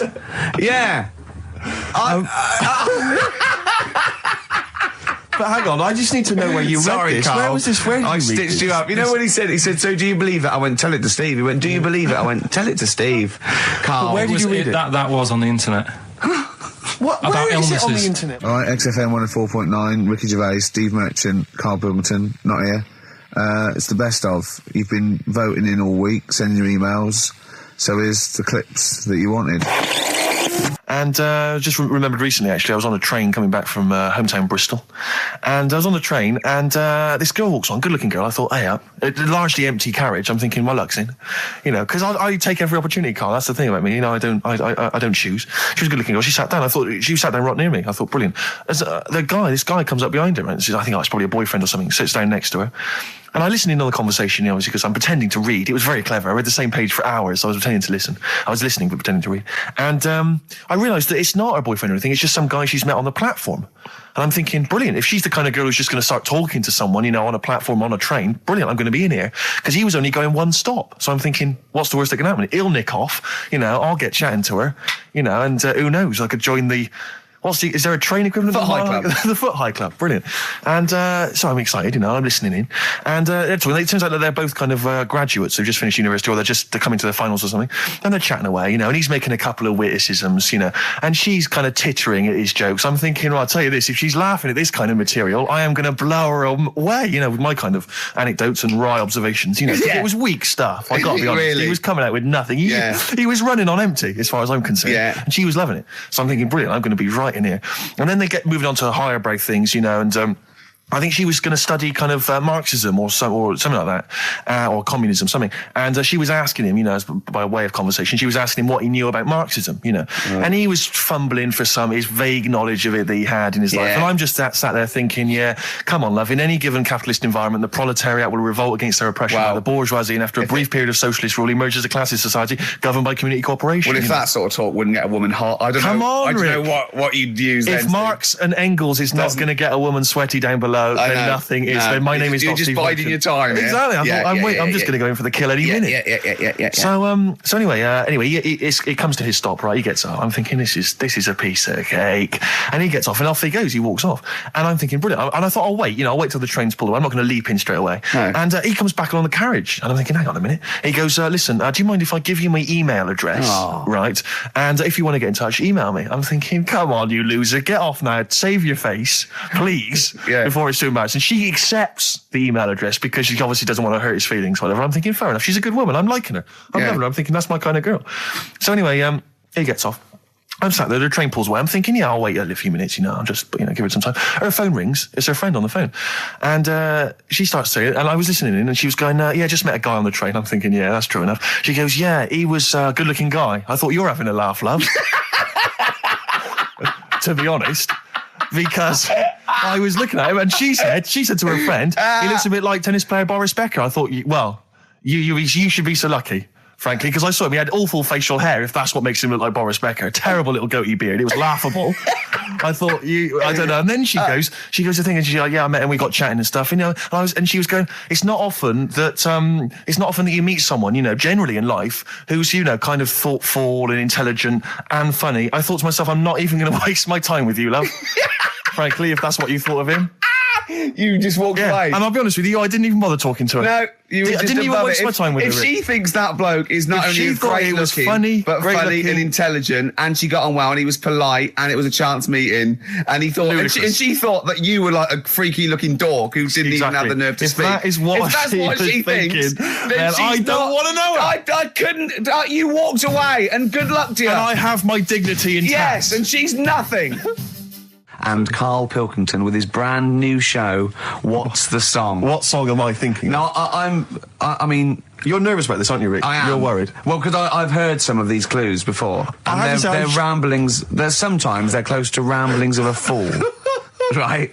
And it really is like those what am I thinking? Yeah. I don't know, though. I actually was genuinely impressed by Born Sleepy. I have to give him the benefit That's of the one of the doubt better ones. Because that was short, sweet, and it worked. Some of these, you say they're not going to be quite as pissy. Some of them are like Emily Bronte novels. Now, listen. We're just going to go for it then. You do it, and we just get people to call up because I want to see the general public's confusion trying to work out. Well, why don't you give us your next clue, and then we'll play a track, and then we'll hopefully have people on the line after the track to try and answer it, and you can recap briefly. So give us your clue now for what song am I thinking of? Right, this one. It's about a woman. And she's just normal, nothing wrong with her, or so she thinks, right? But there's the twist. Is this like the Tales of the Unexpected? And she's got like, she's got her mates and she's having a normal life, having a good time and that. And then this thing happens, right? And she starts to stink. And she can't have a bath, right? And she really wants to have a bath. She's dead sweaty and stuff. She's going about her daily stuff. She can do everything else normal. She can eat, she can talk, everything.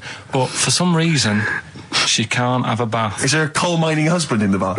Yeah. Is this Born Stinky? She can't have a bath. So a woman can't have a bath? Yeah. Or a shower. She can't. Okay, leave it there, Rick. Don't try and guess. It's not for us to guess. The general public can phone up and ask questions, so I just go for it. I'm not sure they can they? I think so. Otherwise, we don't want just people just phoning up and I'll tell you it. what about this? Why don't they can ask one question? Yeah. They can ask one question of Karl, then they have to make a guess. Okay. 08700 800 1234. Have we got someone on the line now? We'll just go. Let's do it. Let's go for one. Let's go for one. This is edgy radio. This is letting Karl stuff. live. Go on. Hello, XFM. Hello, I'm ringing about what's the song? Absolutely. What do you think? Well, I'm going for Dirty Diana. Dirty Diana. See, that works. That's a great guess. It does. Yeah, but it doesn't work because why can't she have a bath? Okay, so the answer is in there. I was going to ask you. Well, that's your one question. That'd be the answer. That would be the answer, I'm afraid. What was your name? Shelley. Shelley, thanks very much. Shelley, I should tell you that, that you should never take this personally because no one can really get into the mind of Karl. So don't beat yourself up about this. I don't expect anyone to get these clues. No. So well done. That is a fine guess. Thank you. Thank you. Okay. Anyone else there? Let's hello, XFM. Who's that on the line? It's Chris. Hello, Chris. A question for Karl? Before you give us a guess? I haven't thought of a really good question or anything yet. You just want to go for the guess? No, what I thought was, I'm sure Simon Mayo used to do this when he did the breakfast show on Radio 1 years ago. No, he didn't. So you've just pinched this idea, Karl? If you're going to rip someone off, Karl, do not rip off Simon Mayo. I haven't ripped this off. I thought this was a new idea. I was going to do it with sound effects instead, but that's... he used to do that, and he used to get his team to play other characters. You idiot. Well, no, hang on. Not you, Chris. I'm saying you idiot to Karl. Yeah, but nothing's new anyway, is it? So I'm not getting annoyed about it. True. What do you think the answer is? Is it Cornflake Girl by Tori Amos? Good answer. She couldn't have a bath because she'd go all floppy and then go down the plug hole. Good answer. She'd go all soggy. Yeah. So is it Cornflake Girl? No, it's not, but that's a great answer. It could have been. All right.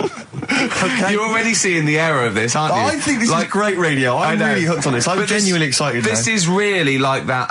Those so-called lateral thinkers. A man got into a field and dies. Why? Yeah. He ran out of air. No, not the one I'm thinking of. He was shot. Well, no. That was a good answer. Well, couldn't Simon Mayo sue you or something for doing it? Will you stop? Don't mention that. Yeah. Listen, I think if you're going to steal ideas from someone, it should be a brain box like Mayo. I mean, he's the man. The only example of one I can ever remember here on his show, because I was quite young then, was some people were pretending to tap someone's phone or something, and then they got caught, and the answer was just bugging by whistle because they were genius. That was absolute genius. That's absolute genius. See, Karl, that's the sort of standard you've got to come up against. Thanks very much, Chris. The phone lines are hot.